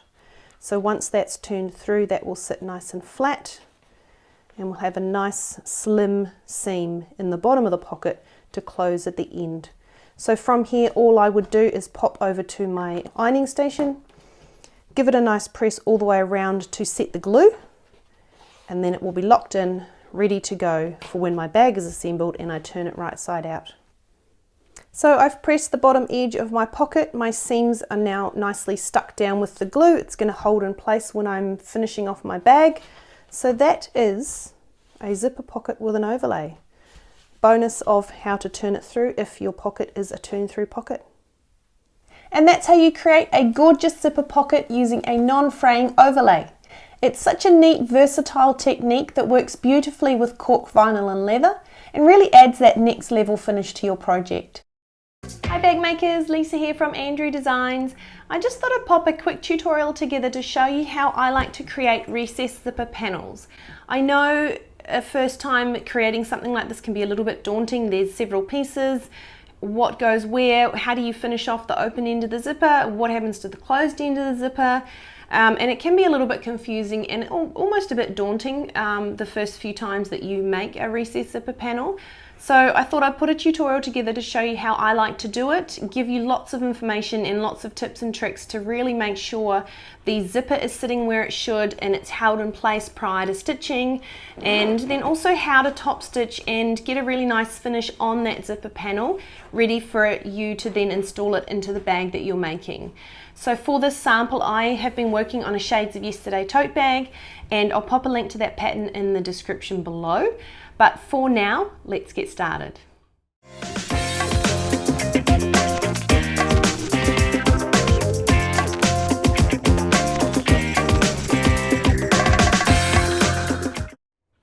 To create a recessed zipper panel, first you're going to need to take your long pull zipper and we're going to place it right side down on your work surface, or in my case I'm going to use my pressing surface because we'll need that in the next few steps.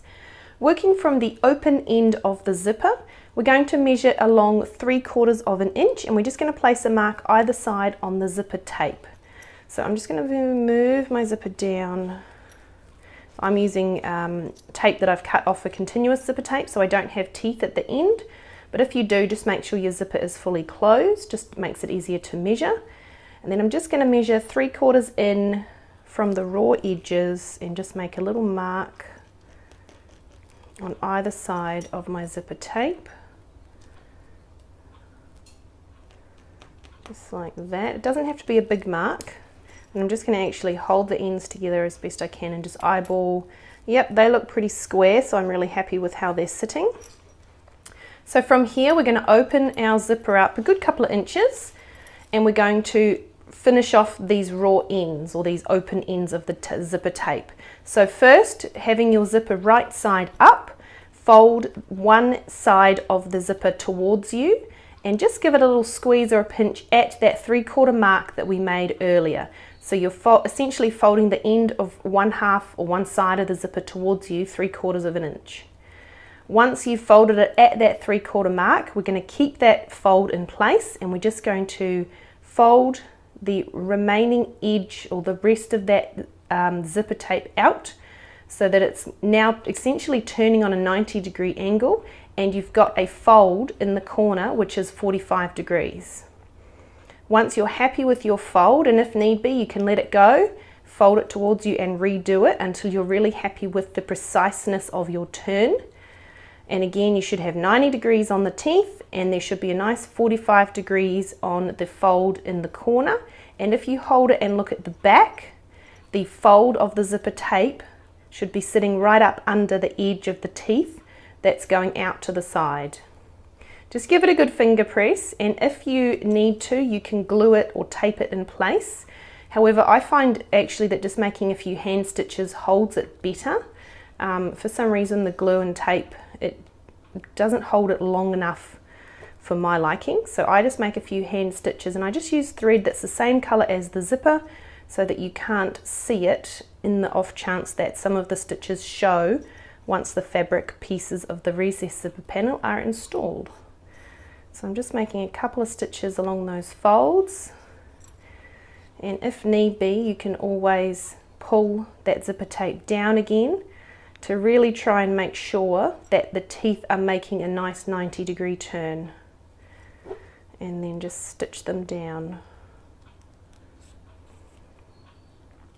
And just takes maybe 3 or 4 stitches just to hold it, and then once you're happy with it you can trim or tie off and trim that thread and that will hold the end of the zipper tape in place.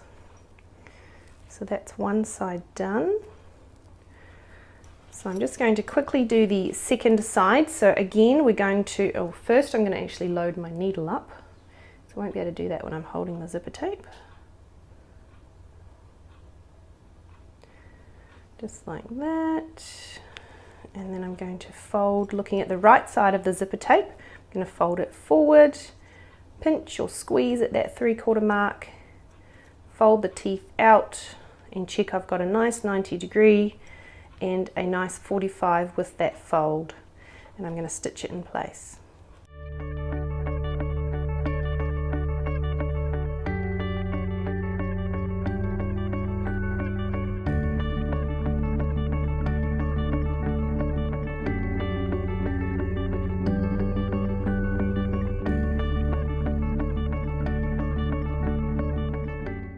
So once the ends of our zipper are turned and folded and stitched in place, sometimes it's really nice just to give it a tiny little press right in the corner. Be careful not to hit the teeth, just to help really stick down those folds and make sure it's all sitting exactly where it's supposed to be. And again, you can do it from the wrong side as well if you like.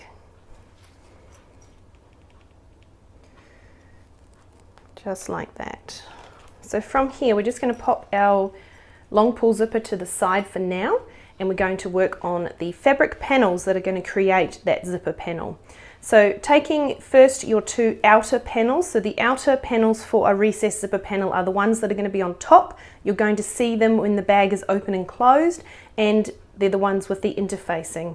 For my patterns, I don't find it necessary to interface the inner recessed zipper panel pieces, or the ones that are going to be on the bottom. You don't see them, they don't play as much of a part. It's more just to hide the zipper tape itself. So working on all four pieces, basically all we're going to do is just turn them right side down, and we're simply going to fold each short end over 1/2 inch, press it and then stick it down. I like to just glue it down, but you can use tape if you prefer. So I'm going to work on the first one. I'm just going to use my ruler to check that it is 1/2 inch. That looks good. Just give it a finger press and then an iron. And I'm going to do the short end on the other piece while I'm here. Check that that is 1/2 inch. And then give that an iron as well. Oopsie. Let's move that out of the way. And then I'm going to turn my panels around. And I'm going to first, I might as well glue these ends down now. Stick that one, stick that one.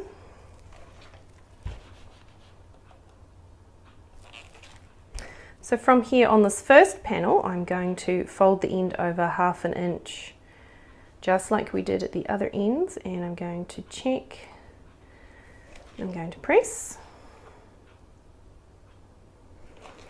And for this remaining short edge on the outer recessed zipper panels, instead of measuring, I'm actually going to use this first panel as a guide, because I want the two panels to be exactly the same length. So I've just glued that second short edge down on this first panel. And then all I'm going to do is I'm just going to place the two panels right sides together, match up the two folded ends, match up the long sides, and then fold this remaining short edge over, so that the fold of this short edge matches the fold of the panel underneath. It may be slightly more than 1/2 inch or slightly less, that does not matter, as long as the two panels are exactly the same length. That will help result in a nice even or uniform recessed zipper panel. So once you've pressed that fold in half, and as you can see it actually does look like it's a bit more than 1/2 inch, but that's okay as long as my two panels are the same length, then that will be fine. So I'm just going to glue that one in place and set that with the iron as well. And we can pop these two to the side just for a moment. And what I'm going to do with my two lining panels is I'm actually only going to fold over one short end 1/2 inch, and I'm going to leave the other end unfolded until we install them on the zipper panel itself. The reason for this is most fabrics, especially quilting cottons like all my patterns are designed to use, they all have a bit of stretch in them. So by pre-folding the ends over 1/2 inch and sticking them down, it usually means that when you come to install the panels on your recessed zipper panel, there's a good chance the fabric will stretch out a little bit as you do it, and that is absolutely fine. It's underneath, it won't affect the performance of the zipper panel at all, but it means that if you've already folded and preset all short edges, then the short edges of these two are not going to line up with the short edges of these two, and you have to undo it, you have to repress it, and it just creates more work. So I've found over time the easiest way is to just leave the two remaining short edges unpressed, and we will manually press and stick them down when we come to install these pieces onto the zipper panel. So those two are prepped for now. I'm just going to pop those up there, so we don't need those right now. And from here we're going to move on, and we're going to start installing our two outer zipper panels onto our long pull zipper that is nice and waiting for us. Install the zipper in your recessed zipper panel pieces. First, if you've got directional fabric on your outer zipper panel pieces, make sure they're orientated correctly depending on how you want it to line up. So when I cut my pieces out, I cut it straight through the middle here on this piece of fabric so that I had floral on both sides, and it was kind of halfway through the towers that are on the fabric. However, if you don't have directional fabric, it won't matter whatsoever. So just taking your outer pieces, the ones with interfacing, just lay them out on your work surface like this, in the direction and the orientation as they will be when they're attached and the bag is all finished, and place your long pull zipper down the center, right side up as well. And what we're going to do is we're going to work on one side at a time. So I'm going to work on the side closest to me to start with. Just move that out a little bit. And all I'm going to do simply is flip the zipper up and over. So my zipper is now right sides together with my zipper panel. From here, all I'm going to do is measure 1/4 inch in from this folded end where the open end of my zipper is. So we're not working on the closed end at the moment, just the open end. I'm going to measure 1/4 inch in, and that is where the teeth of the zipper that are coming out on that 90-degree turn are going to stop. So we're not going to stitch them all the way to the end. They're going to stop 1/4 inch in from that nice folded edge. So working on that, what we're going to do is I like to glue. However, you can use tape if you prefer. You can also use pins, but if you're looking for an easy way to do this, I strongly suggest using glue or tape, at least for the first few times that you do this process, until you get the hang of it and how things move and don't move, and how it all works with the zipper and the teeth. So I'm just going to place a little bit of glue along this inner edge. I'm going to go about halfway to start with. And then I'm going to place the edge of my zipper tape on, match it up with the long raw edge of the panel. So I'm going to make sure that my teeth start 1/4 inch in from that folded edge of the panel, and that the edge of the zipper tape matches the edge of the fabric. So I'm just going to move that up a little bit and just stick that down. And then just working along, try not to stretch the zipper tape too much. I'm just going to match up the edge of the zipper tape to the raw edge of the fabric. You can open your zipper up more if you like, and just press it down as you go. Now I only glued about halfway along, so I'm just going to set that first section first, just like that, and then I'm going to glue the second half. And with the closed end of the zipper, we're going to glue and attach it right off, basically off the folded end of the fabric.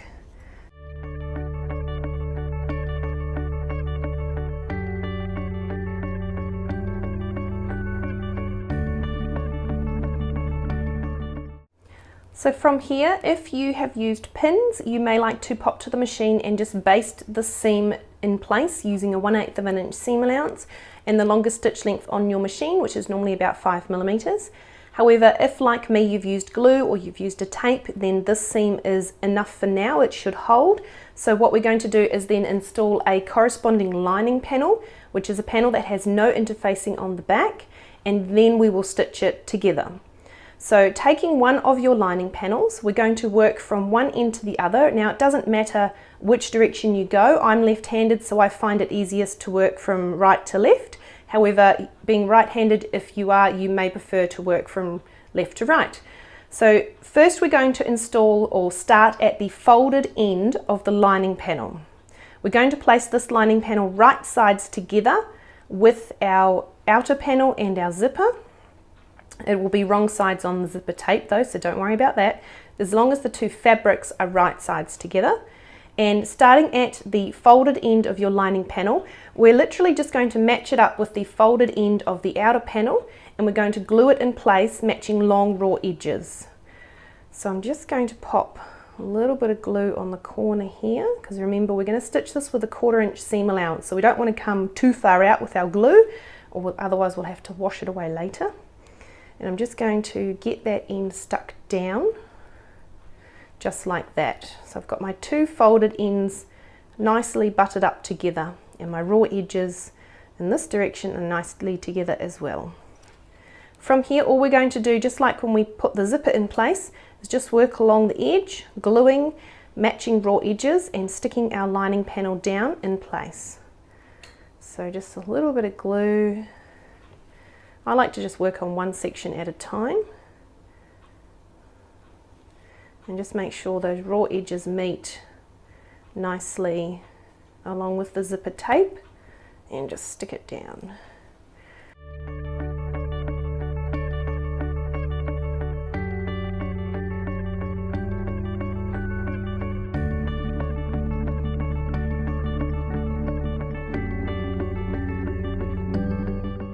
So to finish off the remaining unfolded end of this lining panel, all we're going to do is first make sure, get that out of the way, that it is stuck right up to the edge of this fold on the outer panel. So again, just a little bit of glue or tape right up to where that fold is. So just stick that down first. And then all you're going to do is just manually fold the lining panel back until you can just start to see the outer panel fold under there. And that is where the end of the lining panel is going to sit. So that when you turn it over, you should not be able to see the lining panel poking out from behind your outer panel. So once you're happy with that fold and you've got it nicely matching up with your outer panel, just give it a little press on either side. It's only a very small press. And then glue or tape that fold down.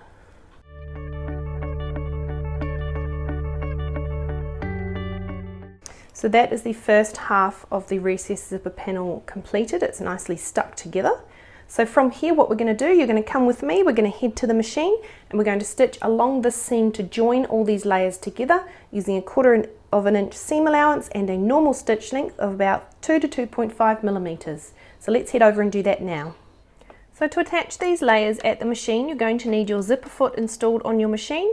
You're going to need your needle all the way to one side. I like to have it on the left and then plop my fabric under like this so that my raw edge that I'm following is on the right. I like to use the function and have my needle set to the needle down position so that I know when I stop my work is held in place. And try and use threads that match your fabric, especially when you turn them out and top stitch. It just saves changing your threads later. We're going to use a normal stitch length of about 2 to 2.5 millimeters, and we're just going to work from one end to the other. I like to work from the end where the zipper tape is coming out. It's nice and flat and it's easy to get started. So just placing your fabric under your foot, you're going to line up the raw edge of the fabric and the zipper tape with the edge of your foot so that you're stitching a 1/4 inch seam allowance. As you'll see, I like to actually start slightly forward of those folds, and I like to make a stitch or two and then reverse back to the folds and then come forwards. No real reason other than personal preference, and I find it reduces the chance of then getting bunching at the edge of the fabric. So once you've got your fabric aligned, we're just going to make maybe 2 stitches forwards, and then I'm going to put reverse on, and I'm going to reverse right up to the folds of the fabric. Just like that. Now I'm not going to stitch any further.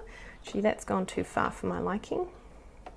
So I'm just going to come forwards a little bit so that I'm still just on the edge of the fabric.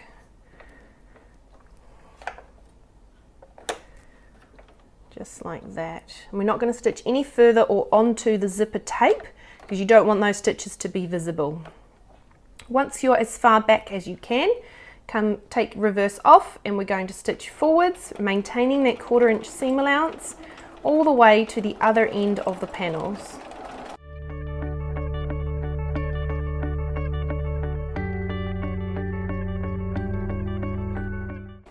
As you get down towards this end where there are zipper teeth and it's a little bit more bulky, what I like to use is my height compensation tool, or sometimes it's called a hump jumper, just to help level the foot out as I come up and over the teeth. Just makes it easier on my machine and gives a much tidier finish. So I'll stitch right up to those teeth, and then I'm just going to pop this at the back so my foot is more level, and I'm going to stitch carefully over the teeth of the zipper. If you've used a zipper that has metal teeth, I would suggest you hand wind your needle so that you can ensure the needle goes between the teeth and doesn't hit them and then break. You want to come right over the teeth and onto the fabric, that 1/4 inch gap that we left. Stitch right up to the edge of those folds, and then we're going to pop reverse on, and we're going to reverse almost 1 inch or so back so that we're clear of those teeth, so we can make a few reinforcing stitches to finish off. It's just easier, there's less bulk, and it gives a tidier finish.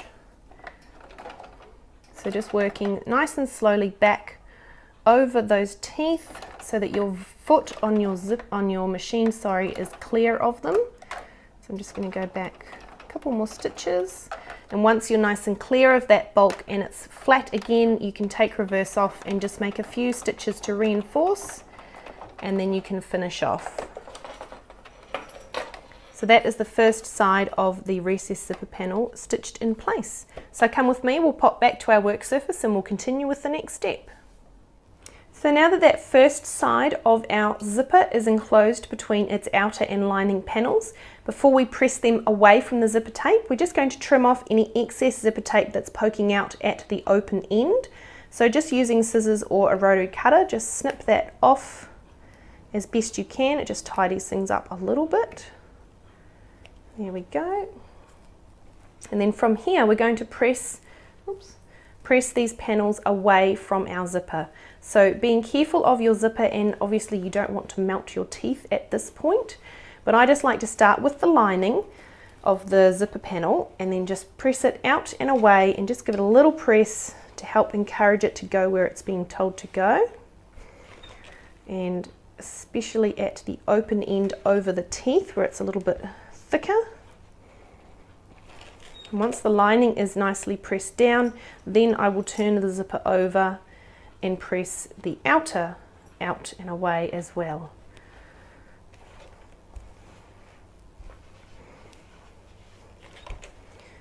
And the outer can be a little bit more fiddly because it's got the interfacing, and sometimes it helps just to finger press it out first and then set it with the iron once you're happy and it's more in place and doing more of what it should.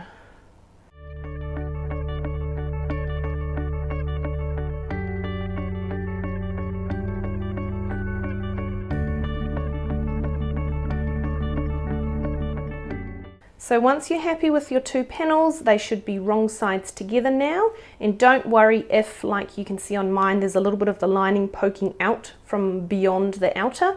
That will get trimmed off, it does not matter. As I said earlier, the lining fabric will tend to stretch because it's not interfaced, so we will trim that down later if need be. So the last thing I like to do before I move on to the other side, and this is just something that is a little bit particular, but it just makes life so much easier, I find, is to actually glue or tape these two panels together first prior to top stitching. So I just, as you know, I love my Sew-Line glue sticks, and I just put a little bit up the short side along the top edge and then up the other short side as well, and then refold them back to where they were just pressed, making sure the short edges meet, the nice folded short edges, and then the lining is not overhanging onto beyond the outer, just like that. So when you're looking at it from the right side of the panel like this, you should not be able to see any lining poking out on the ends. Don't worry about the long raw edge, but it's the ends that we want to make sure are nice and tidy.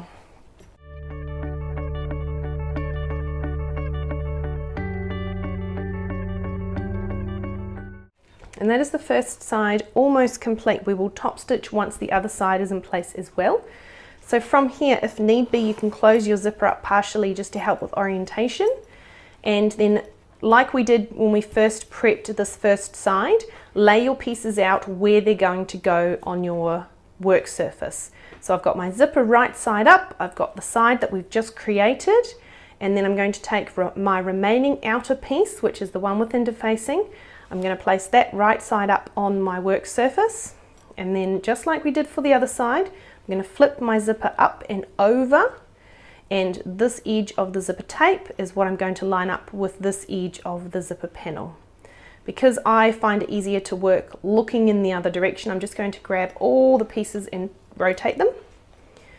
So now this time I know that I need to make sure that my open end is 1/4 of an inch in from this side because I've rotated my panels. However, because it's very easy to end up with a recessed zipper panel that is looking like this, where one end is not in line with the other, it magically happens. It happens to all of us. It's happened to me before, and it can be rather frustrating when you put the time in to get it really perfect and it comes out wonky. How I've found the best way to fix that up or to eliminate the chance of that happening is actually to line up both ends as I glue my zipper in place in this next step. So just popping your zipper back so it is right sides together with your panel. What we're going to do is I'm going to actually glue this closed end, so to speak, in place first, using the fold of my panel that's already attached as a guideline for where my zipper needs to be installed on this panel. So I'm going to place a little bit of glue along the raw edge that I am gluing to, maybe about 2 inches worth, just to get started. Just like that. And then before I just go and stick my zipper in place, I'm actually going to eyeball and make sure that this line here follows all the way down to this edge here. What I can also do is I can hover, fold my zipper tape back a bit, and I can see, might be hard to see on the video, but I can see that the edge of my pieces that are already attached is lining up nicely with the edge of the panel I'm about to attach. So when I'm happy with that, I can just walk it back down, checking that it's all nice and straight. And if need be, you could use a ruler or something if you wanted to make sure it was all nice and square. I'll pull that along a little bit actually. And once you're happy with that alignment, then you can stick just that end of the zipper panel in place, or the zipper, sorry, in place. Okay, I'm just cross-checking by lifting it up that I have a nice line from the short folded edges of those panels. And I'm just going to stick that down. So that is held in place. And then what I'm going to go and work on the open end. And again, I'm not actually going to measure it this time. I'm just going to close my zipper up almost all the way. Grab my glue. I'm going to gently ease this installed panel out so that the folded edges are aligning, and this one's much easier to see this time. So I'm just going to make sure that that is where it needs to be. I'm going to make sure that my zipper tape is sitting nice and flat, and then I'm going to eyeball it. I'm going to see, wow, this fabric is in line with the folded edge here, but that looks like a lot more than 1/4 of an inch. I am going to check that. Move the glue out of the way. And yes, it's probably more like 3/8 of an inch. So I'm just going to ease my zipper tape forward to check that it is, so it is closer to 1/4 of an inch now. If I close up my zipper all the way. So what I had to do to get mine to line up, and yours might be slightly different, was I had to stretch my zipper tape out just slightly and pull it forward. As you know, zipper tapes have a little bit of give. I just had to pull that forward slightly so that it was closer to 1/4 of an inch while still keeping these folded edges in line with each other. Once you're happy with that placement, and you know where it needs to go, you can place a little bit of glue, again just 1 inch or 2, just to get things stuck down to begin with. So put my ends there, ease that out. and it's going to go there, I think. Make sure your raw edge of your fabric matches the edge of your zipper tape, and once you've stuck it in place, just help set it with the iron. And this is where glue or tape really comes in handy rather than pins, I find. But again, it is personal preference. So once you've got that end stuck down, all that's left to do is ease the middle into place. So as you can see, my middle is bunching out slightly. That is absolutely fine, because what we're going to do is gently pull on the zipper tape, and it will help the fabric go and be nice and flat next to the zipper tape. So all I'm going to do is just get a bit more glue, paste a bit of glue along the center there, pull those out and ease them into place and stick it down.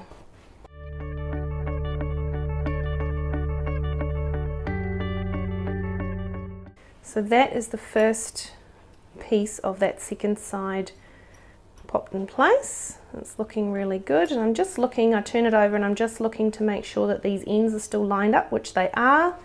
And at the open end, I can eyeball and see that these edges are still lined up, which they are. So that's really good, and I'm really happy with how that's looking. So now that we've got the placement, I'm just going to open this up to get rid of this first half, because we don't need it there just for the moment. Just like that. And then we can go ahead and install our remaining lining panel. So again, working from one end to the other, you're going to start with the folded edge first. Just pop a bit of glue on your zipper tape, match up short folded edges and long raw edges on the outer side, or the zipper tape side of the fabric, and work your way along just like we did on the first side.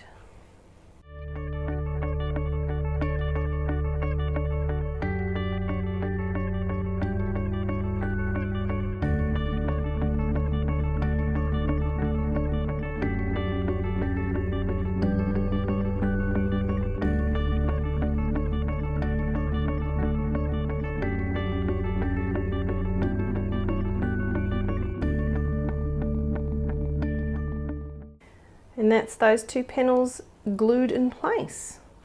So from here, all you're going to do is stitch to attach, just like we did for this first side. So pause the video, head to your machine and stitch using a 1/4 inch seam allowance and a normal stitch length of about 2 to 2.5 millimeters, and pop back here when you're ready to continue. So once you've stitched that second side down, your zipper panel should be looking something like this. So just like last time, we're going to press these two panels away from the zipper tape. And as I said earlier, I like to start with the lining panel. So I'm just going to work my way along the lining panel first, and then I will do the outer. And make sure you've trimmed off any excess zipper tape that was poking out from the open end of the zipper first before you do this.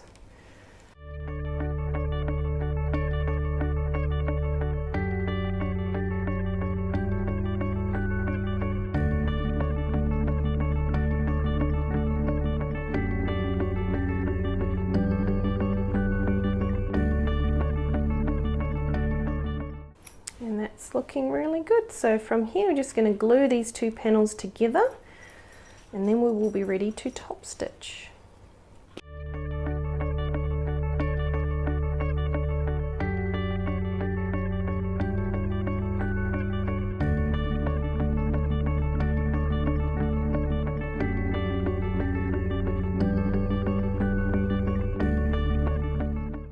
Just like that.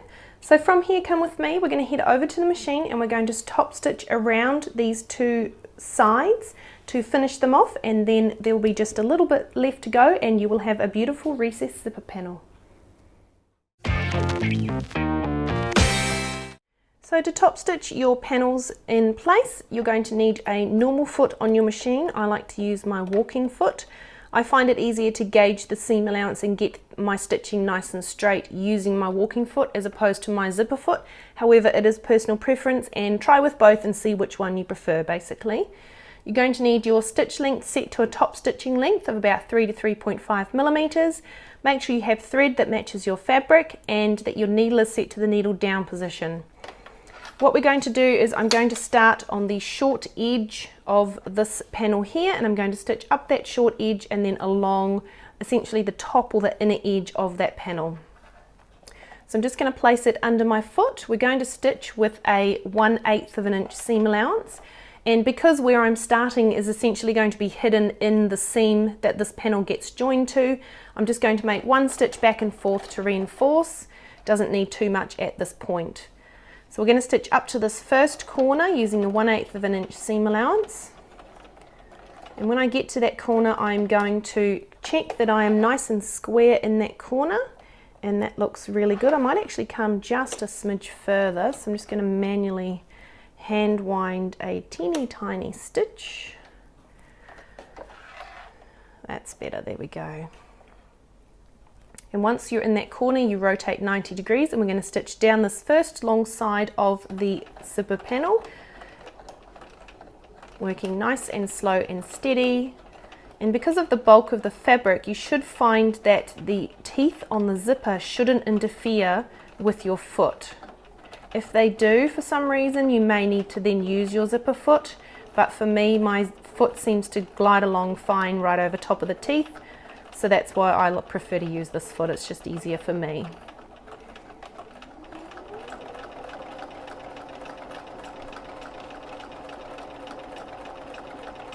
So when we get to the second corner, we're going to stitch right out to it, and again, if you've used metal teeth, you will need to hand wind your needle over the teeth, which you know are in there. I have hit the teeth on mine, so I'm just going to try and tell it what to do. Where do I want to go? Let's try here. Yep, there we go. Okay. And we're going to stop 1/8 of an inch from that end. It's okay if you come a little bit towards the end, because essentially you're squishing those folds together, but you don't want to be more than 1/8 of an inch away from it. You want to get closer rather than further from it. Once you're at that corner and you're happy with your position, if need be, place your height compensation tool or whatever it is behind your foot if you want to just level them out, which I like to do. And then we're going to stitch down to the raw corner. So once here, what I really like to do on my recessed zipper panels is also stitch along this raw edge, just using a basting stitch, just to hold the edges together, just in case the glue or tape was to give way. I know that all my fabric would be held together and ready for me to use later. So I'm just going to drop my foot, I'm just going to increase my stitch length all the way up to the longest it will go, which is 5 millimeters. And I'm just going to stitch, just using a 1/8 of an inch still, down this raw edge.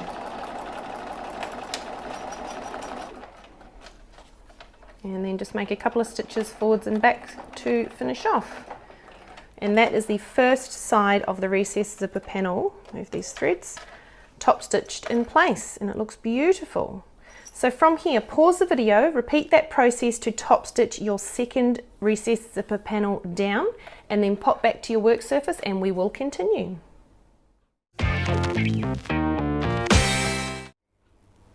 So now that we've top stitched both sides, your zipper panel should be looking something like this.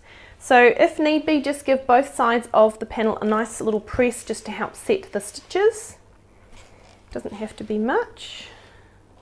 And if you found that your lining has stretched a bit and is poking out on either side, just give it a trim down now just to tidy things up.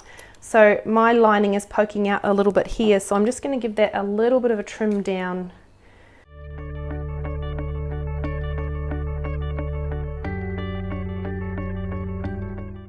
So from here, all that's left to do is to create and install our zipper tab. So first what we're going to do is we're going to take our zipper tab piece, and this is our small little rectangle that has interfacing on the back. We're going to fold it in half, right sides together, matching short raw edges, and you're going to pin or clip, and I'm just going to place one little clip down the side there. And then you're going to pop over to your machine and you're going to stitch to join down this short edge using a 1/4 inch seam allowance. Normal stitch length of about 2 to 2.5 millimeters, and pop back here when you're ready to continue. So once you've stitched down your zipper tab to join the short edges, just pop your fingers on the inside of it and use your thumbs to help flatten out that seam, essentially pressing that seam open, but you're just using your fingers for this part. Just give it a good squeeze, just like that. That looks really good. So pop that to the side just for a moment, and what we're going to do is measure and trim off the excess zipper on our recessed zipper panel. So working from the short folded end of your panels on the closed end of your zipper, we're going to measure out 1.5 inches and 2 inches, and we're going to make marks on the zipper tape.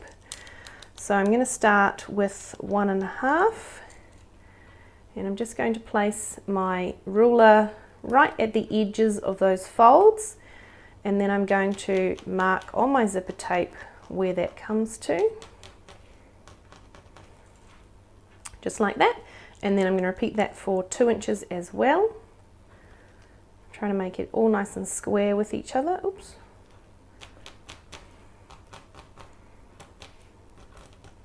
Just like that. So once you've got your 2 marks in place, you can go ahead and take your scissors, or you can rotary if you're on a rotary surface with your cutter, and we're going to cut off the excess zipper tape at that 2-inch mark. So I'm just going to use my pinking shears. Oh, sorry, my dressmaking shears. Try and get that cut as straight as you can.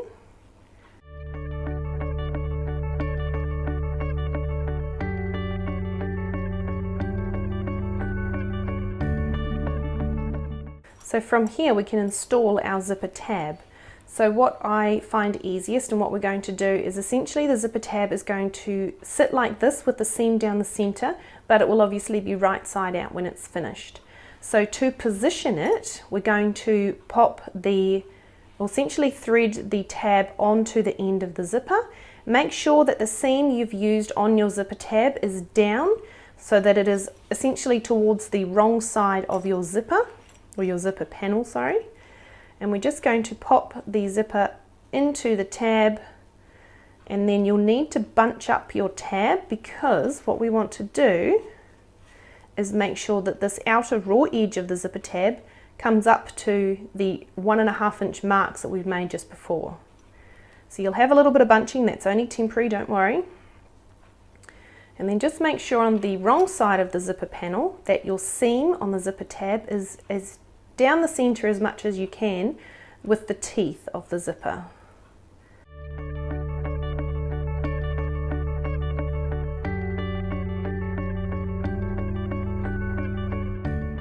And then once you've got the alignment and you're happy with it, just pin the zipper tab in place as best you can to make sure it stays there.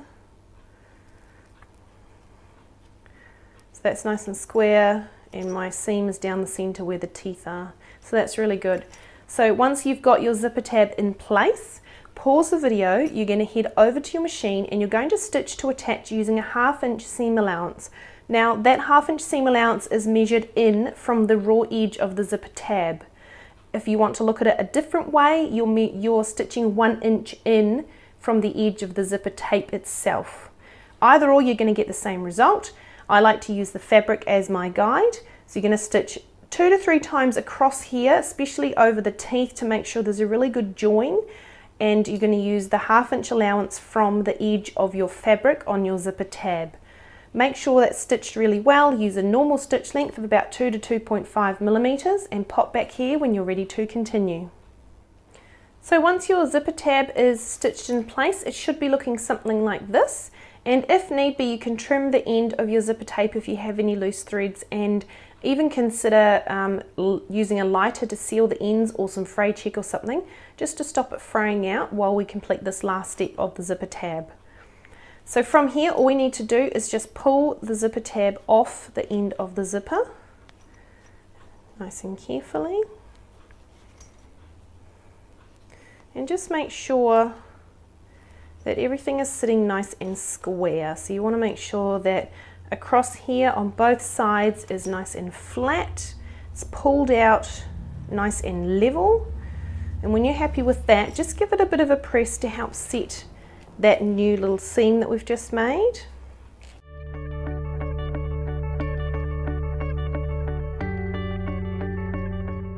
So from here, all that's left to do is finish off this raw edge of the zipper tab. To do that, we're simply going to fold it in on itself 1/2 inch right up to the end of the zipper tape, and then press it, glue it down and stitch it in place. To do that, it can be a little bit fiddly, but the easiest way I've found is to work on these long sides first and then fussy with the corners after that. So working on the front, all you're going to do is just fold the front of that over and down into the pocket, folding it over the front of the zipper tape.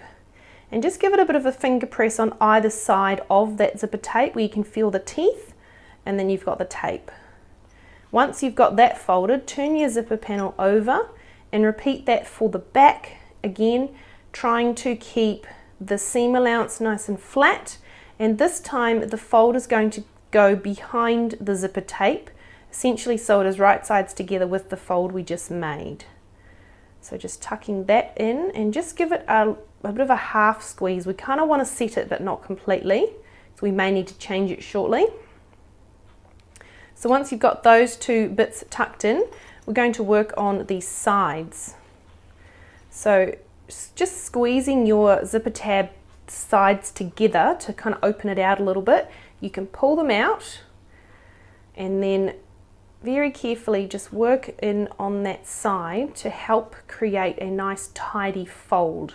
Just like when we create handles and things and we get our nail in there to recreate the fold and really get a nice crisp edge, that's what we're doing here as well.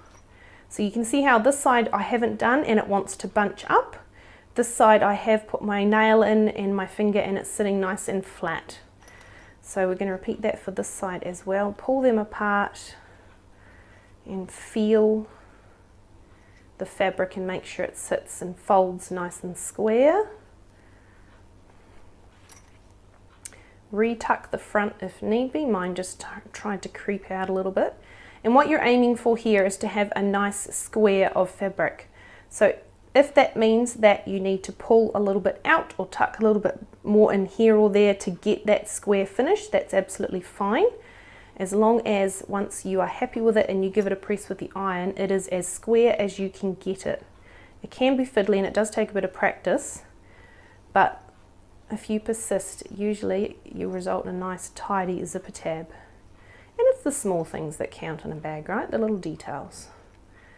So I'm just checking from the wrong side as well, and I actually want the underside of my zipper tab to come almost to that front fold, but not quite, because I don't want it visible from the front. I want it to be hidden. So that's sitting really nice. I'm just gonna, does it feel funny? You can actually feel it with your fingers if it's sitting flat or if it's bunched, I find. So that's square across the back, across the front, just tuck that bit in there.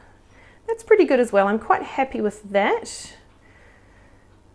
It is harder if you haven't cut your zipper tape nice and square, because that is essentially the edge that we're folding up to.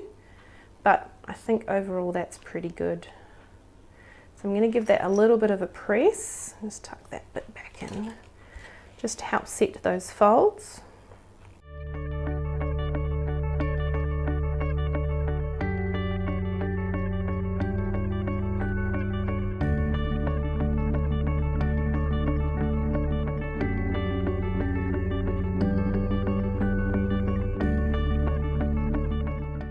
And that's looking really good. So before we pop over and stitch that closed, just let that cool down a bit. I find it really helps to shove a bit of glue in there to hold it all in place prior to stitching.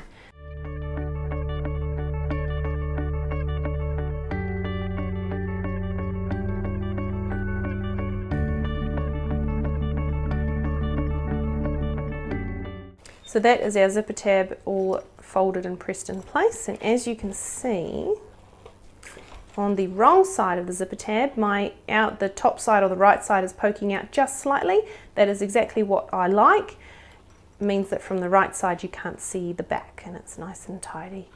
So once you are happy with your zipper tab, pause the video, get set up at your machine. You're going to need a normal foot on your machine, a top stitching length of about 3 to 3.5 millimeters, and make sure your needle is set to the needle down position. I'll see you at the machine.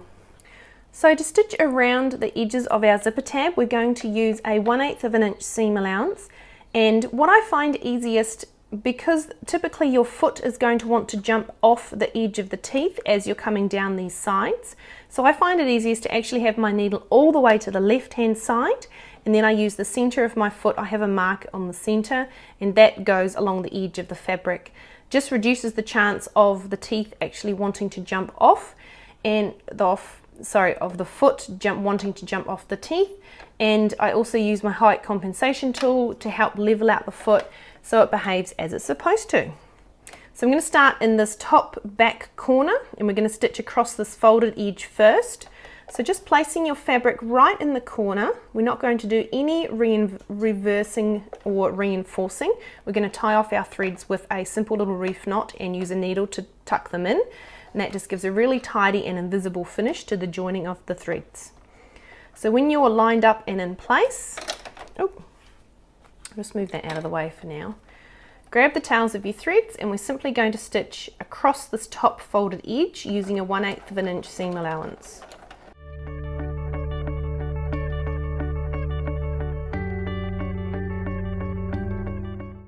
And when we get to that corner, because this is a top stitching seam again and we want it to look really good, I just manually hand wound my needle to make sure it was right in the corner where I wanted it. So from here we're ready to come up that first short side, and I'm just going to pop my height compensation tool behind my foot and down the side slightly, just so that the foot is more level and hopefully it then feeds through relatively smoothly. So when you're lined up, just stitching 1/8 of an inch down that first short side, readjusting things as necessary. And again, when you get to the bottom corner, just make sure you stop right in that corner at a 1/8 of an inch in from both sides. And then we can turn, and we're going to stitch across that bottom edge of the zipper tab. So just fold up your recessed zipper panel, and we're going to stitch nice and gently across the bottom of the tab.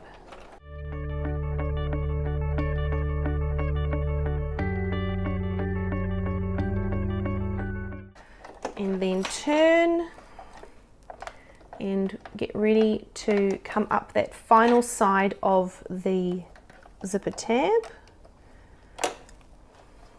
right back to where we started. So just going to take it nice and slow.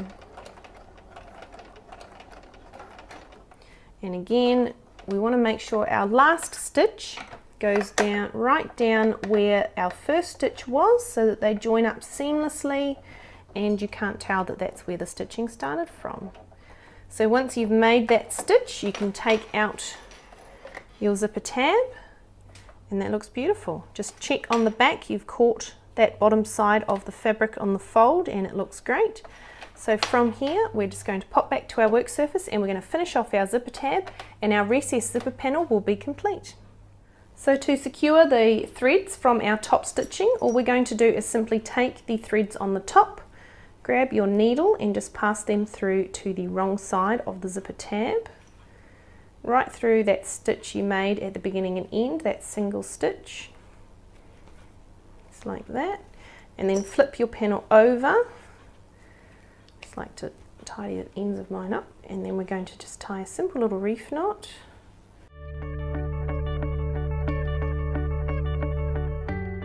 And once your threads are knotted, just take your needle again and duck them down and into the zipper tab so that they are nicely hidden.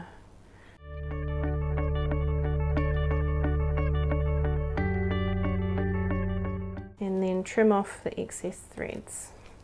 And our zipper tab is complete, and our recessed panel is complete. Well done. And that's all there is to it. You now have a perfectly aligned recessed zipper panel ready to install in the bag pattern that you are making or for use next time. Following my previous video on how to create a recessed zipper panel, I thought I'd pop a second video up to show you how to install it on the lining panels of the pattern you're making.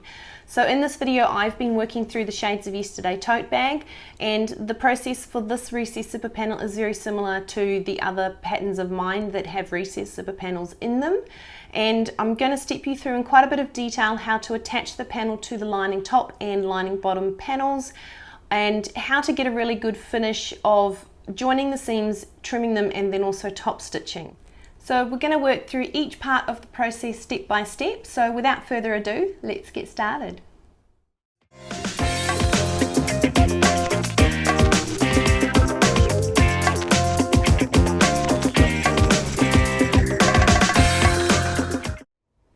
To create your lining panels, you're going to need your lining top pieces, you're going to need your lining bottom pieces, you're going to need your lining gusset, and also your beautiful recessed zipper panel that we've just created.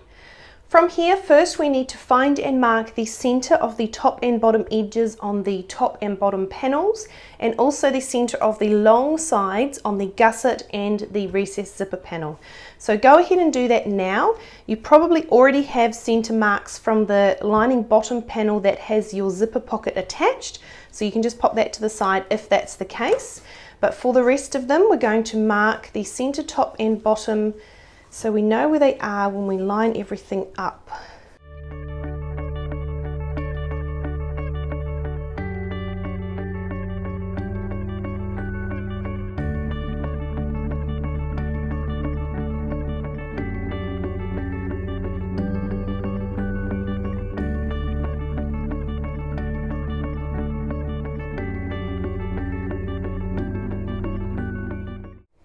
And for the recessed zipper panel, we're just going to mark the center of the raw edges of the fabric pieces that are holding the zipper. Don't worry about the zipper tab, that doesn't count when we're folding it in half.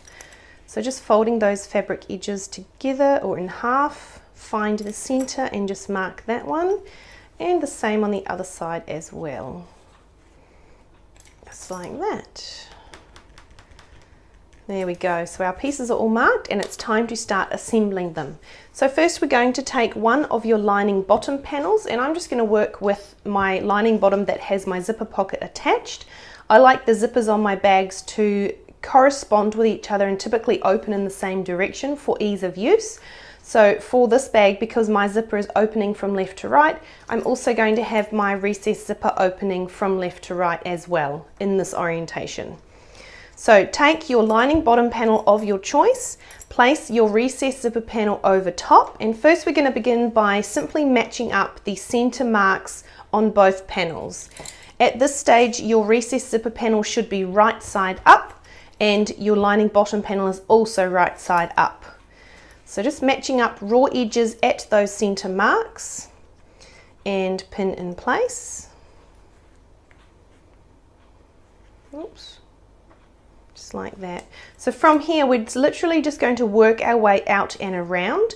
The recessed zipper panel is designed to be shorter than this top curved edge, so that is correct. Don't worry if you suddenly realize, oh my gosh, it's not going to fit.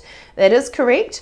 So just working on one side at a time, we're just going to curve and pin, matching raw edges all the way around the recessed zipper panel in the top edge of that lining bottom panel. If you want to reduce bulk, you can open your zipper all the way, and that just means you're working with a smaller piece, which I often do.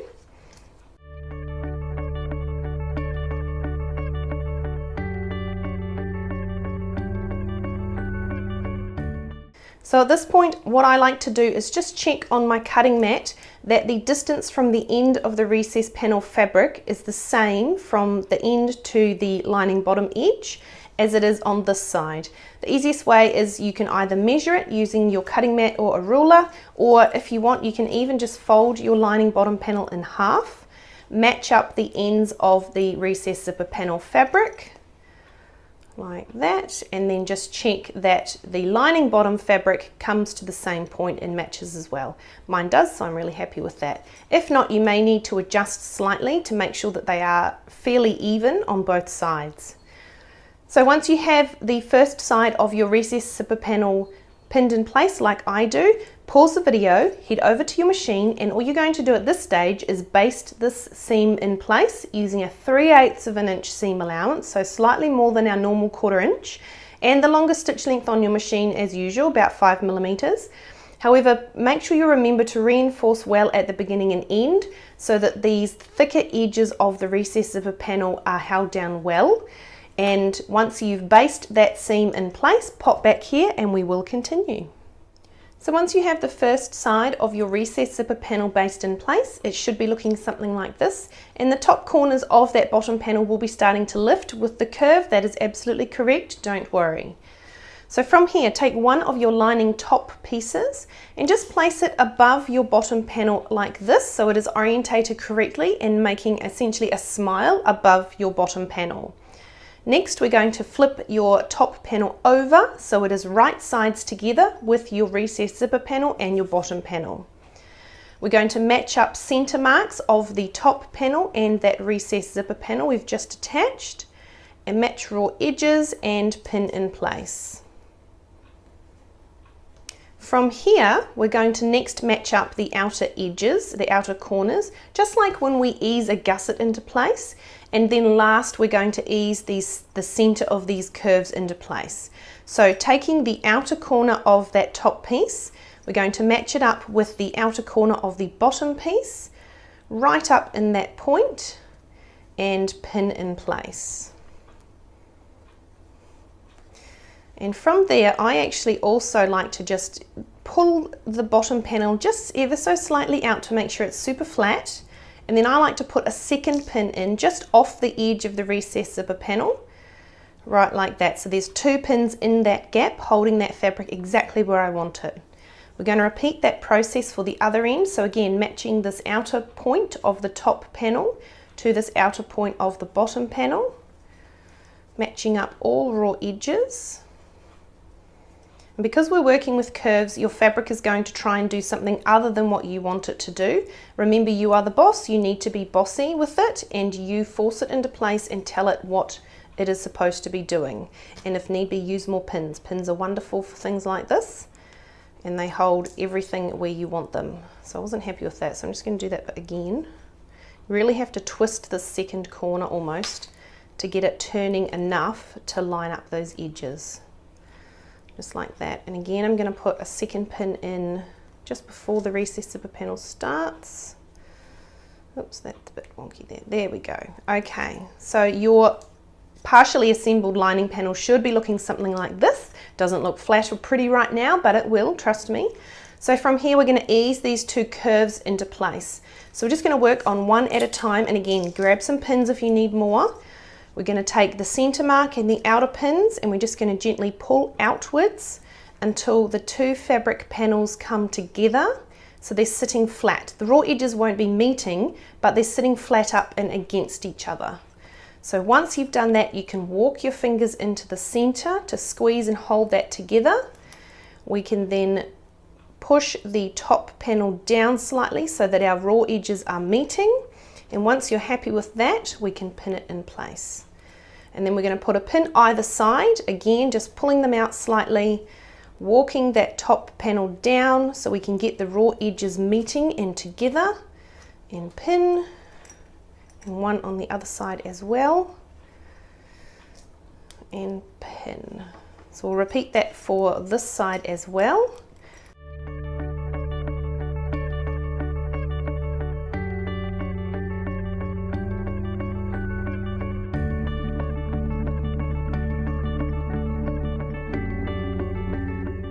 So pause the video, come with me. I'm going to show you how to stitch this on the machine because it can be a little bit fiddly, but it's very easy once you've got the hang of it, and it gives a great result. So let's head over to the machine now.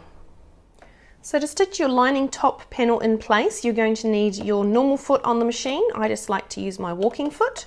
You're going to need a normal stitch length set of about 2 to 2.5 millimeters.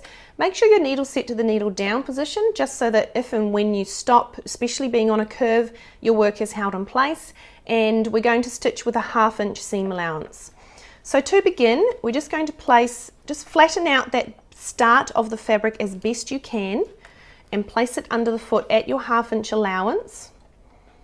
Just like that, and we're just going to make a couple of stitches forwards and backwards to lock the threads in and also lock the work in under our foot, just like that. So with the needle down, we can take out our first pin, and then because we're working on a curve, we're going to have to readjust a few times as we go around and pull the fabric taut and pull it from behind once it comes through as well, and that is absolutely fine. So just putting a little bit of tension on the fabric to help flatten out that little gap just before the recessed zipper panel starts, we're just going to stitch with our 1/2 inch allowance up and onto that recessed zipper panel. So nice and slow and steady. Now if you find that the angle of your foot is too sharp and your machine is having trouble getting up and onto the panel, you can use your height compensation tool or a hump jumper like I'm going to, just to lift the back of the foot up. Let me use the double. So it's nice and flat and nice and easy for the machine's foot to get up and onto that recessed zipper panel. So just stitching, I'll just take that pin out, up and onto the panel, keeping a 1/2 inch allowance. And now that we're on, I can remove that.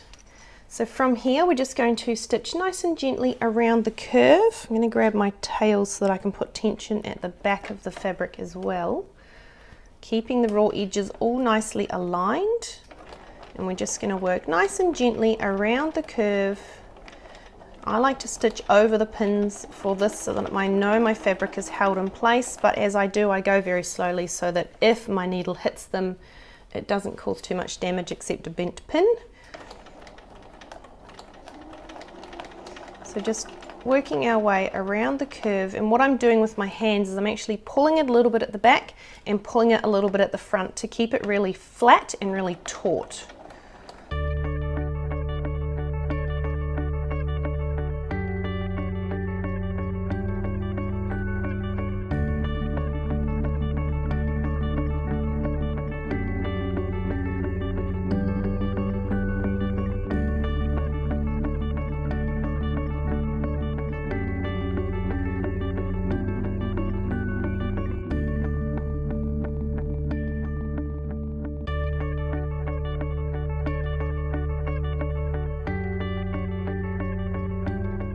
Just going to walk my way right off the end of that zipper panel, and I'm going to go nice and slowly for this last part. I'm going to keep the tension on as much as I can, considering my fingers are there, and I'm just going to go like that. I'm going to take the pin out, and then once you get to the very edge of the panels, just reverse back as much as you can. Your foot might hit the recessed zipper panel, and that's fine.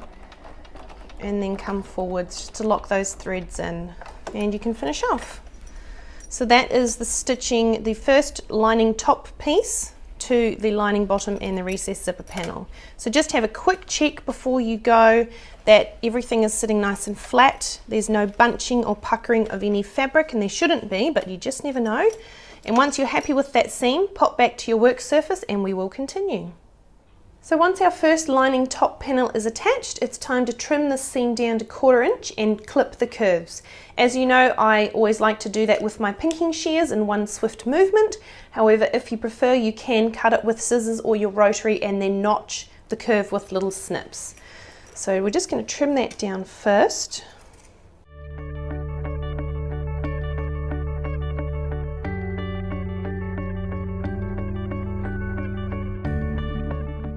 So from here, just at your pressing table, what we're going to do is press this top panel up and away from the bottom, and we're going to make sure that this seam we just stitched is also pressed up to reduce bulk at the zipper, recessed zipper panel. So just using your fingers to start with, just give it a bit of a finger press to help encourage that fabric to go up all the way around that curve. And then once you've got it going, remembering the seam allowance needs to be pressed up as well, just give it a good press with your iron to help set that seam.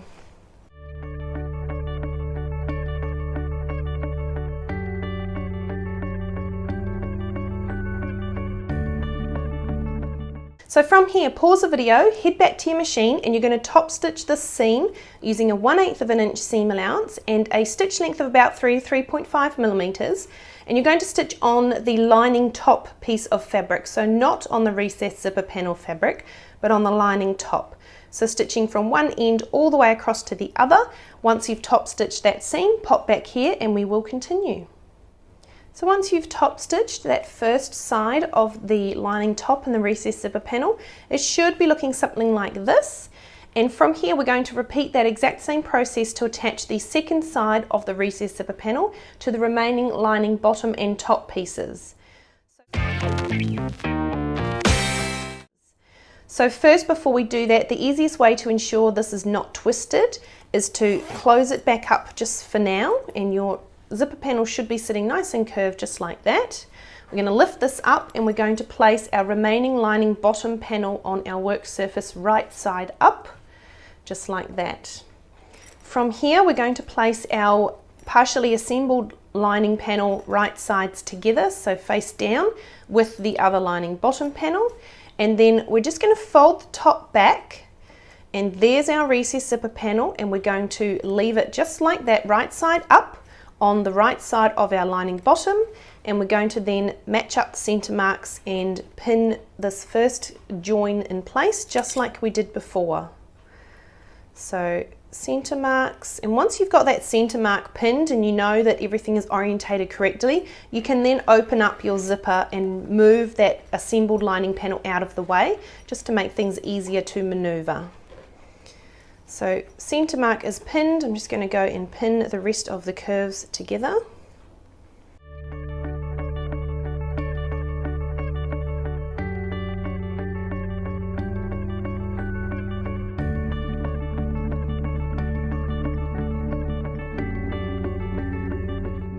Just like that, and then I'm just going to fold it in half to make sure the ends of my recess zipper panels sit in the same spot as on my lining panels, which they do. Everything lines up nice and square.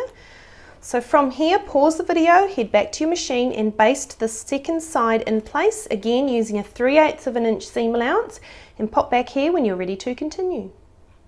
So once you've basted the second side of your zipper panel in place, it should be looking something like this. So take your remaining lining top piece, place it right side up above your lining bottom piece, which is also right side up. Flip it over and onto the zipper panel and lining bottom, so they are now all right sides together. Match the center mark of the zipper panel with the center mark of your lining top and pin. And then from here, just like we did for the first one, match the outer corners, ease the rest of the edges into place, and then we will stitch it together.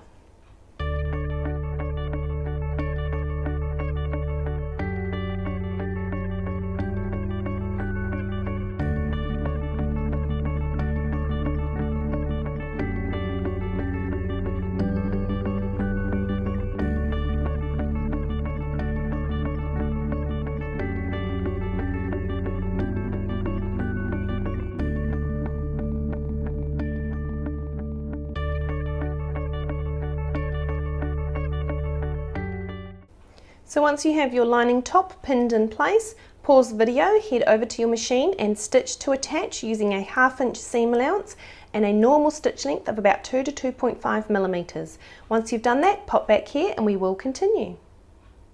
So once you've stitched that second seam and you've got it nice and tidy and you've checked underneath all the layers that there's no bunching or puckering, just trim it down to 1/4 inch and clip the curves.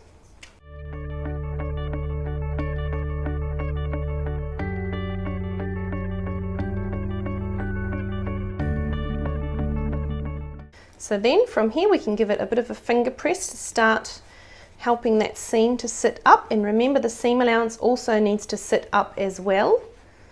Really give it a good press out and then press it with your iron to help set that seam.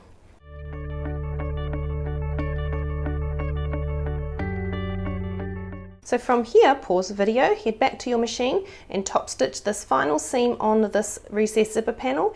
To finish off, remember use a 1/8 of an inch seam allowance and a normal stitch length of about 3 to 3.5 millimeters, a top stitching stitch length. Once you've stitched the seam, pop back here and we will continue. So once you've top stitched that second side, attaching the lining top to the lining bottom, your panel should be looking something like this, which means it's now time to move on to assembling your lining.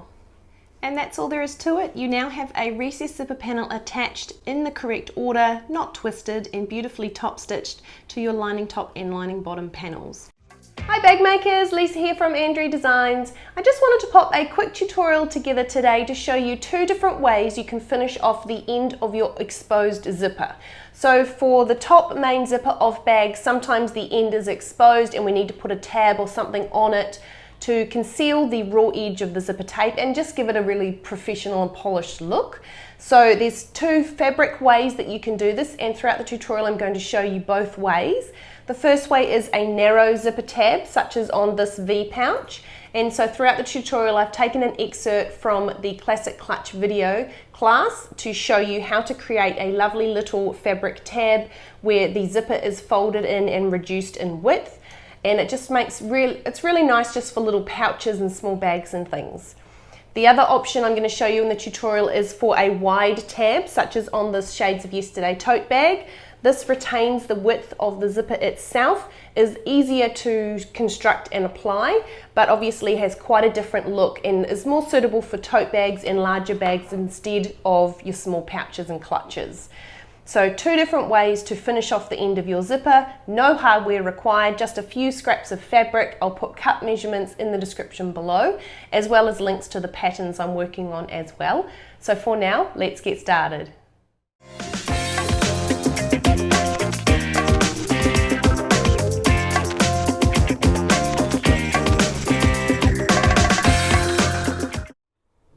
So to prepare your zipper tab ready to install on your clutch, first what we're going to do is take our last piece of fabric that's been waiting patiently to be used. We're going to place it right side down on our pressing table, and we're just going to fold the short ends over 1/2 inch, and we're going to give them a press.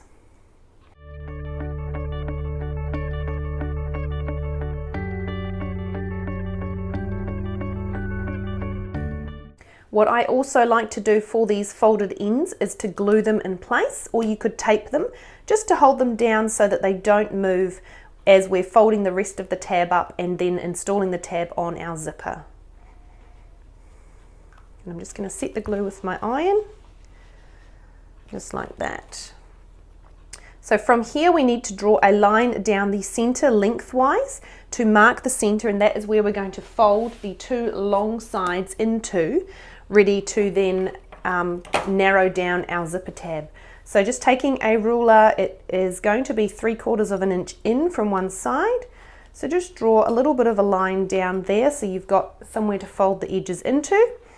And then just like for the short edges, we're going to fold those edges into that line, and we're going to give it a good press on both sides.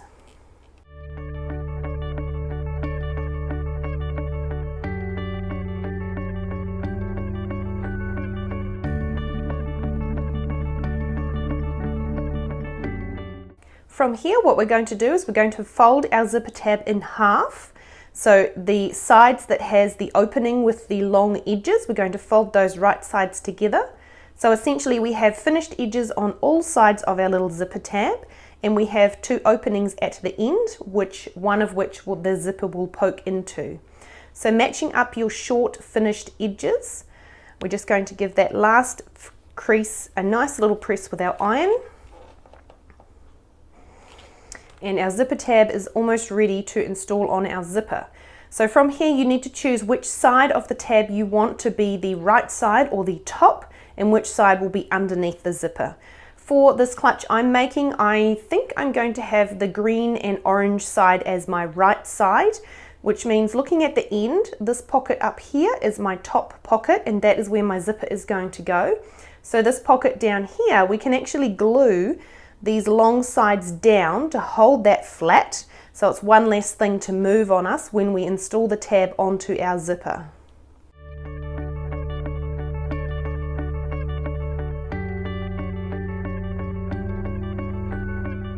Just like that. So the top pocket is sitting there waiting to be used, the back of the tab is nice and flat with folded tidy edges, and now it's time to move on and prepare the end of our main zipper ready to install our tab onto it. So to tidy up the end of our main zipper, first what we need to do is close our clutch up all the way, and then what we're going to do, what I find easiest, is to actually lay the clutch on its side, so the closed end of the zipper or the tail is essentially just sitting out and away from the clutch like this. Obviously I'm left-handed, so that's the side I prefer the tail to come out on. If you're right-handed, you'll probably find it easier to come out this side. So just sitting the clutch there nice and upright, so we're looking at the right side of the zipper. I'm just going to take a ruler, and we're going to measure out from essentially where the zipper starts to come out. So that 90-degree corner, that's where we're going to start measuring from. It doesn't have to be overly exact. And from there, we're going to make 3 marks along our zipper. So the first mark we're going to make is at 1.5 inches. So I'm just going to mark on both sides of the zipper tape there. The second mark is going to be 2.5 inches along, so 1 inch further than the first mark, like that. And our third mark is going to be 3 inches along.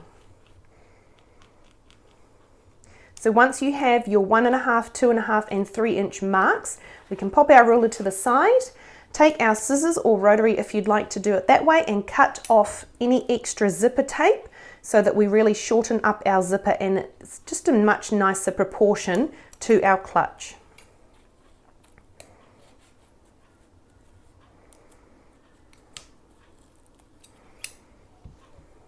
And just like that.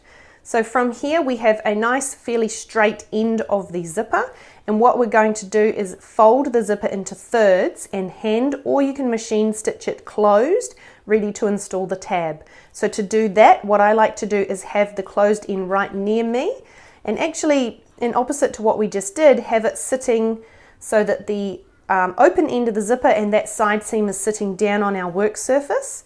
And from here we can kind of bend the zipper up, and we're going to fold one side in approximately 1/3 of the way across.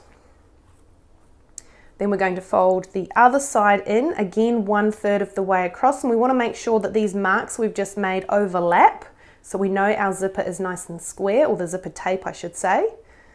And once you've folded your zipper tape into thirds, holding it in place, just tip it forward, and as you can see my teeth actually are heading, they're looking good at the cut end, but over here they're actually heading off to the left hand side, they're not parallel down the zipper tape. So I'm just going to adjust that so that they are sitting more parallel down the zipper tape, and it just gives a more uniform finish. So I'll fold that back over. That looks much better there, so I'm much happier with that. So what I'm going to do prior to stitching to hold these in place is I'm just going to grab a couple of clips and I'm just going to put them across, ready to hold it in place, ready to stitch. So we're going to stitch at those marks we made. So at the furthest mark out, I'm going to take, I prefer just to hand stitch it, I just find it easier. However, if you want, you can machine stitch it, it's really up to you. And this stitching here that I'm about to do will stay in place once the tab is installed. So if you have fabric on your zipper tab that is a little bit more transparent, or a clear vinyl or something, you'll need to use a thread here that matches your zipper tape so it kind of blends in and isn't seen. So I'm just stitching on either side of the teeth, just looping up and around just a handful of times to make sure the tape is really well secure and nicely folded. And then I'm going to trim off and knot,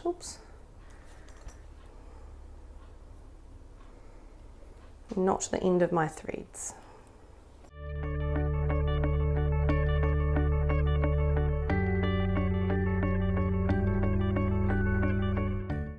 So that's the first mark stitched closed. So I'm going to go ahead and repeat that process for my second mark.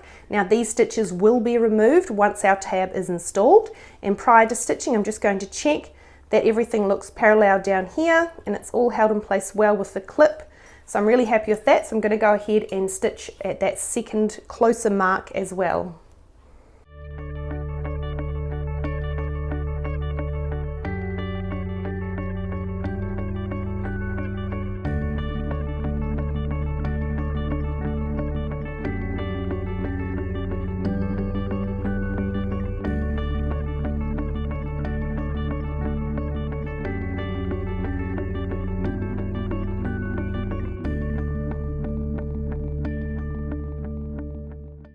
So once you have your two marks in place, or you've stitched, your zipper tape in place at your two marks, you can take your clips off. We know that everything's going to be held in place, and we can get ready to install our zipper tab on the end of our zipper. So to install our tab on the end of our zipper tape, first what we're going to do, and this is where sewing glue or a glue stick really comes in handy, just going to place a bit of glue on the teeth about 1 inch down from the cut end of the zipper. and also on either side, just on this top side first. And then what we're going to do is we're going to slide our tab on. We're going to put the end of the zipper into that top pocket. And as we go, we want to try and make sure that the teeth of the zipper are nicely centered in that tab. We're going to make sure that the cut end of the zipper tape comes to just before the fold in the zipper tab. So you might need to kind of wiggle it around to get that alignment. And in this case, because we can't see what we're doing, so to speak, it's more a case of feeling to check how things are lining up. So I can see my folds, and I can feel that the teeth are fairly well down the center actually.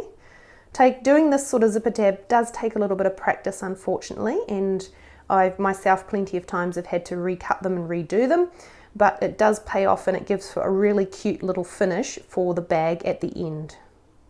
So once we've lined up the teeth down the center of that top side of the zipper tab, what we can do is just apply a little bit of heat, and I'm barely touching it onto the fabric just to help set that glue without squishing the fabric into the teeth.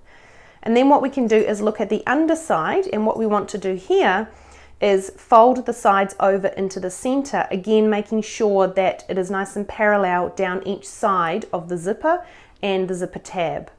So just placing some glue on the back there on the zipper tab.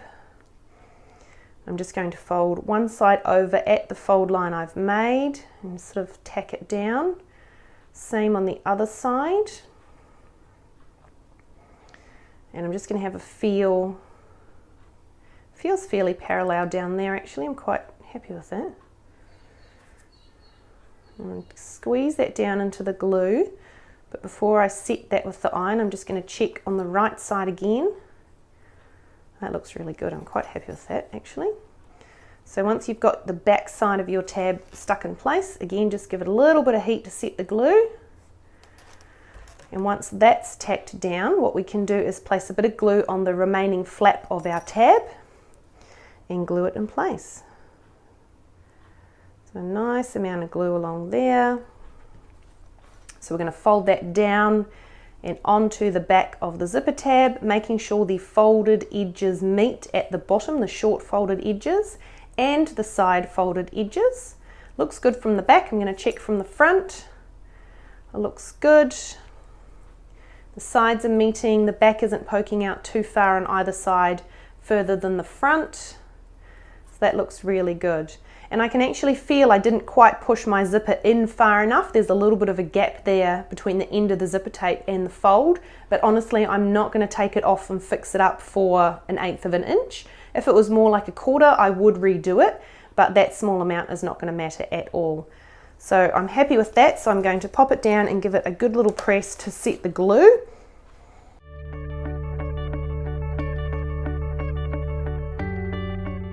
So from here, once your zipper tab is glued in place, come with me, we'll head to the machine and we will stitch to attach.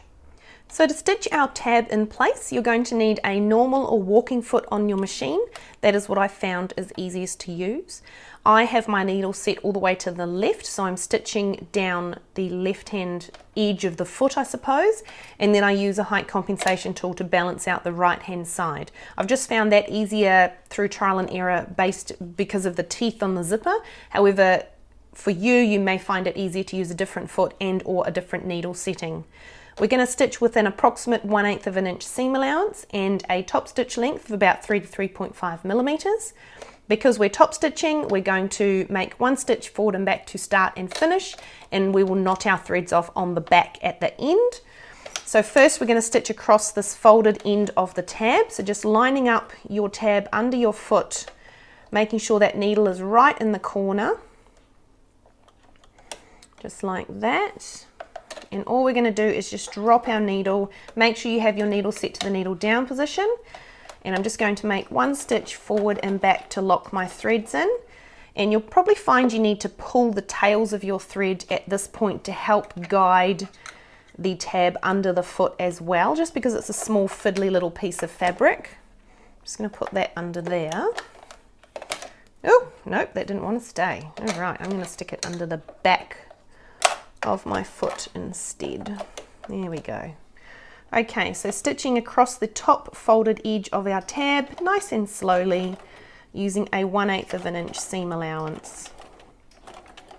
When you get to that first corner, you can almost check underneath to have a look and make sure you're right in that corner, and it's going to give a nice square turn. When you're happy with that, turn your clutch. You have to kind of keep your clutch nicely squished, but that's okay. We will reshape at the end. And once you've turned, we're going to stitch down this first side, again using a 1/8 of an inch allowance.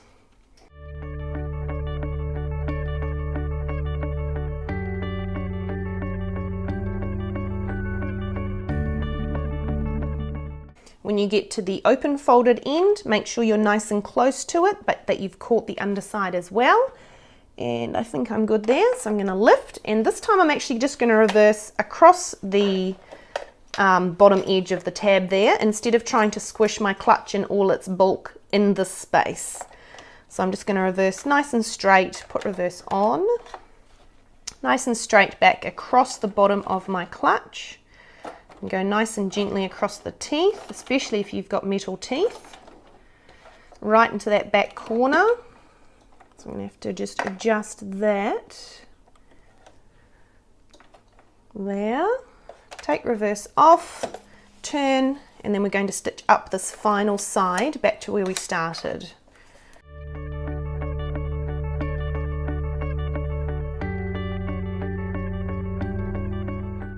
So when you get back to where you started, just make one stitch forward and back to partially lock your stitches in, and then you can take your tab out and have a look.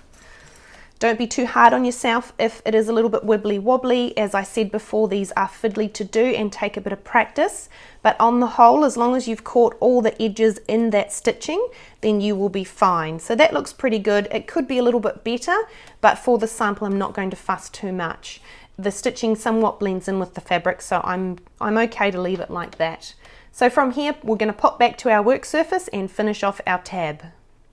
So now that we've stitched our zipper tab in place, all that's left to do to finish that off is pass our top threads through to the bottom, knot them off and duck them down in between the layers of fabric to hide them.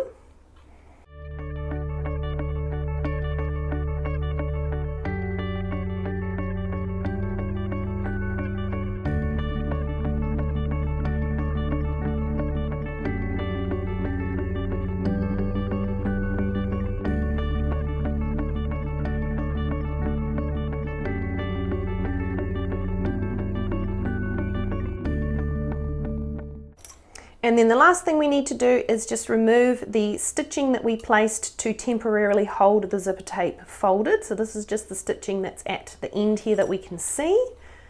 So I'm just unpicking those hand stitches. And then our zipper can sort of pop back to where it wants to sit, and that is all that is left for our classic clutch. So first what we're going to do is we're going to take our zipper tab piece, and this is our small little rectangle that has interfacing on the back.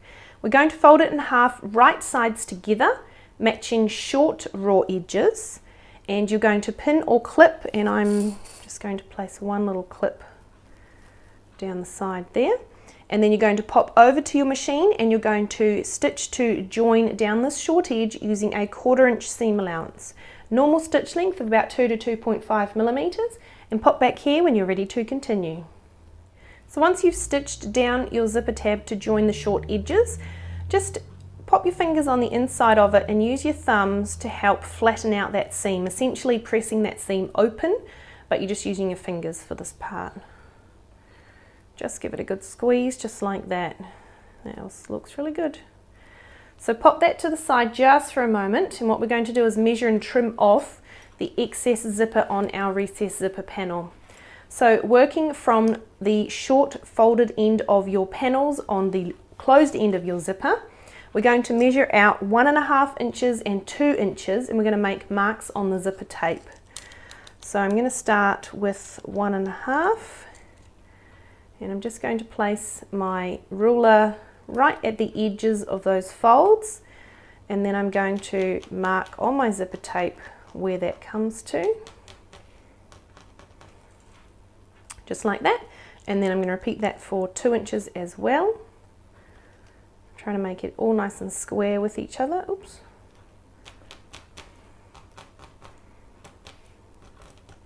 Just like that. So once you've got your 2 marks in place, you can go ahead and take your scissors, or you can rotary if you're on a rotary surface with your cutter, and we're going to cut off the excess zipper tape at that 2-inch mark. So I'm just going to use my pinking shears, my dressmaking shears. Try and get that cut as straight as you can.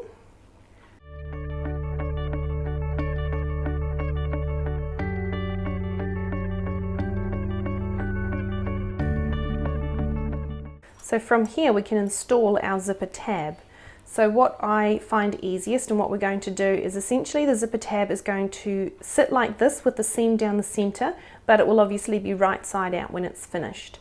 So to position it, we're going to essentially thread the tab onto the end of the zipper. Make sure that the seam you've used on your zipper tab is down so that it is essentially towards the wrong side of your zipper, or your zipper panel, sorry. And we're just going to pop the zipper into the tab, and then you'll need to bunch up your tab, because what we want to do is make sure that this outer raw edge of the zipper tab comes up to the 1.5-inch marks that we've made just before. So you'll have a little bit of bunching, that's only temporary, don't worry. And then just make sure on the wrong side of the zipper panel that your seam on the zipper tab is down the center as much as you can with the teeth of the zipper.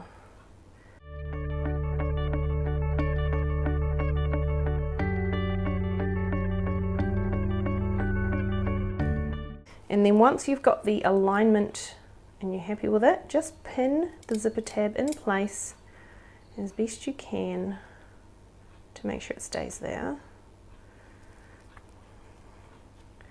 So that's nice and square, and my seam is down the center where the teeth are. So that's really good.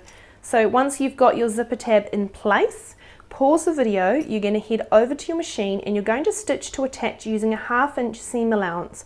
Now that 1/2-inch seam allowance is measured in from the raw edge of the zipper tab. If you want to look at it a different way, you're stitching 1 inch in from the edge of the zipper tape itself. Either or, you're going to get the same result. I like to use the fabric as my guide. So you're going to stitch 2 to 3 times across here, especially over the teeth, to make sure there's a really good join. And you're going to use the 1/2-inch allowance from the edge of your fabric on your zipper tab. Make sure that's stitched really well. Use a normal stitch length of about 2 to 2.5 millimeters and pop back here when you're ready to continue. So once your zipper tab is stitched in place, it should be looking something like this. And if need be, you can trim the end of your zipper tape if you have any loose threads, and even consider using a lighter to seal the ends, or some fray check or something, just to stop it fraying out while we complete this last step of the zipper tab. So from here, all we need to do is just pull the zipper tab off the end of the zipper, nice and carefully. And just make sure that everything is sitting nice and square. So you want to make sure that across here on both sides is nice and flat. It's pulled out nice and level. And when you're happy with that, just give it a bit of a press to help set that new little seam that we've just made.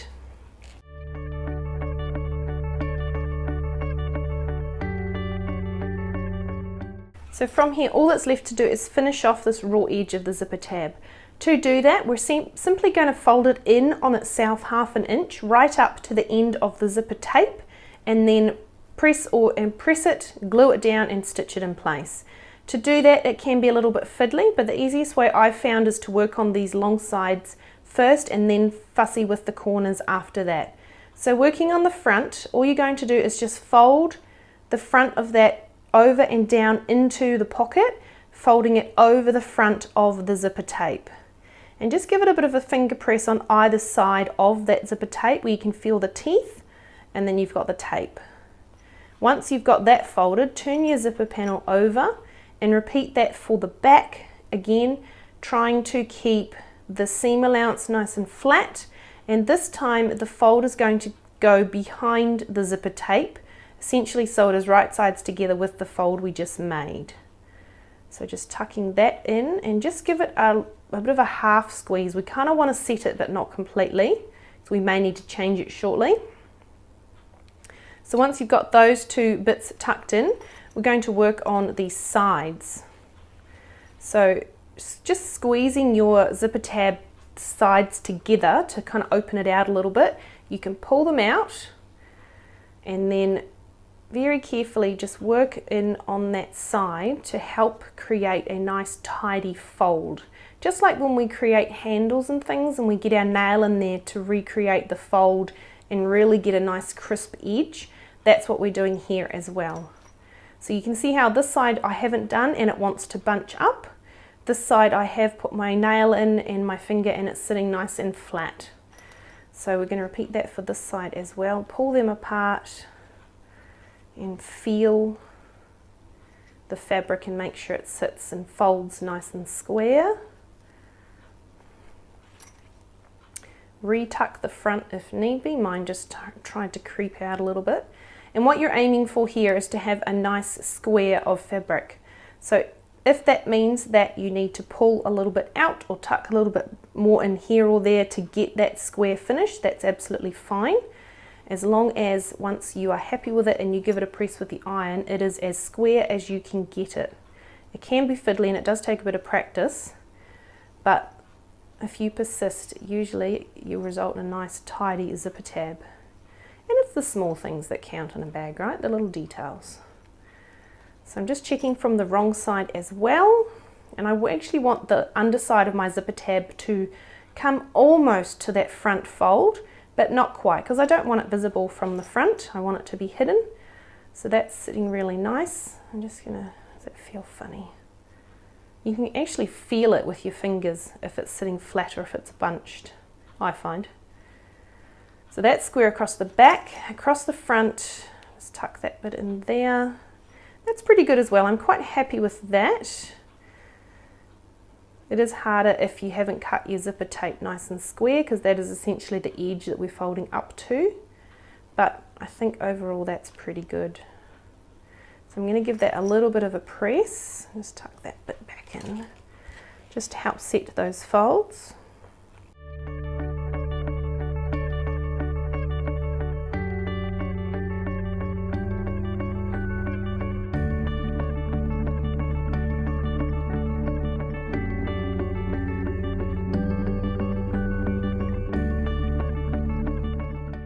And that's looking really good. So before we pop over and stitch that closed, just let that cool down a bit. I find it really helps to shove a bit of glue in there to hold it all in place prior to stitching.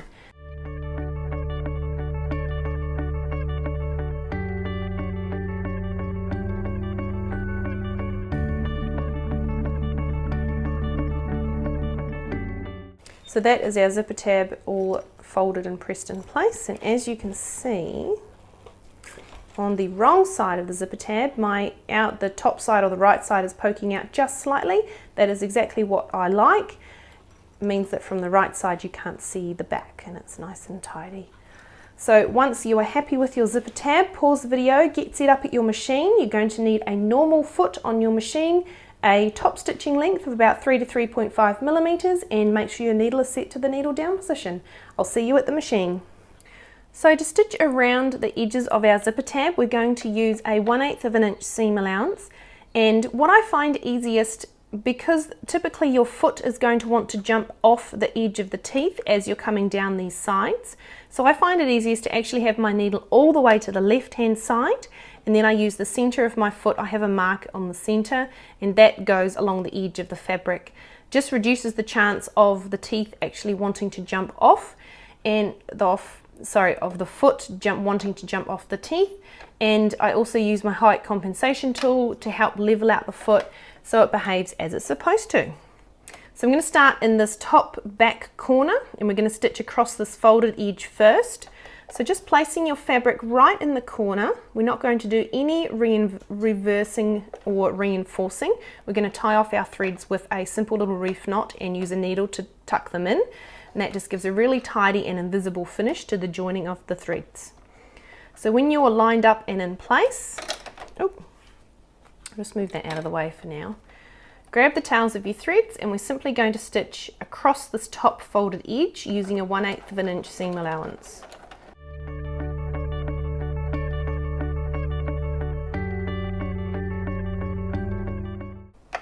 when we get to that corner, because this is a top stitching seam again and we want it to look really good, I just manually hand wound my needle to make sure it was right in the corner where I wanted it. So from here we're ready to come up that first short side, and I'm just going to pop my height compensation tool behind my foot and down the side slightly, just so that the foot is more level and hopefully it then feeds through relatively smoothly. So when you're lined up, just stitching 1/8 of an inch down that first short side, readjusting things as necessary. And again, when you get to the bottom corner, just make sure you stop right in that corner at a 1/8 of an inch in from both sides. And then we can turn and we're going to stitch across that bottom edge of the zipper tab. So just fold up your recessed zipper panel, and we're going to stitch nice and gently across the bottom of the tab.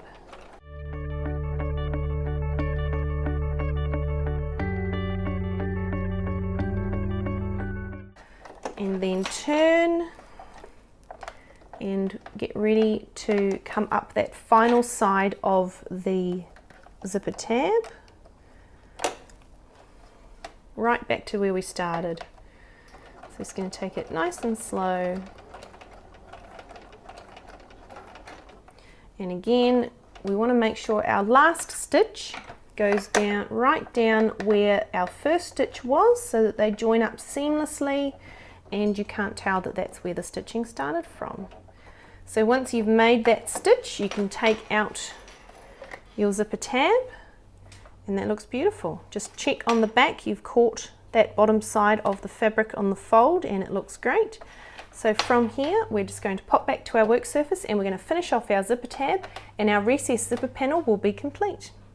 So to secure the threads from our top stitching, all we're going to do is simply take the threads on the top, grab your needle and just pass them through to the wrong side of the zipper tab, right through that stitch you made at the beginning and end, that single stitch, just like that, and then flip your panel over.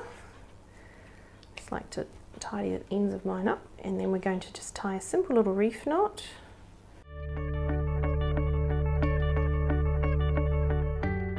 And once your threads are knotted, just take your needle again and duck them down and into the zipper tab so that they are nicely hidden.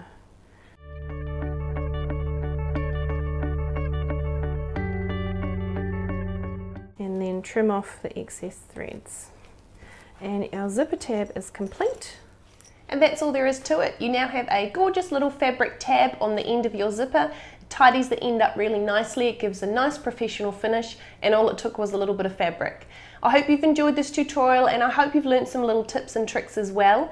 As always, if you have any questions whatsoever, please don't hesitate to contact us via the contact page of our website, or alternatively you can ask a question in our Facebook group as well. And I'll put links to both of those in the description below. Until next time, happy sewing!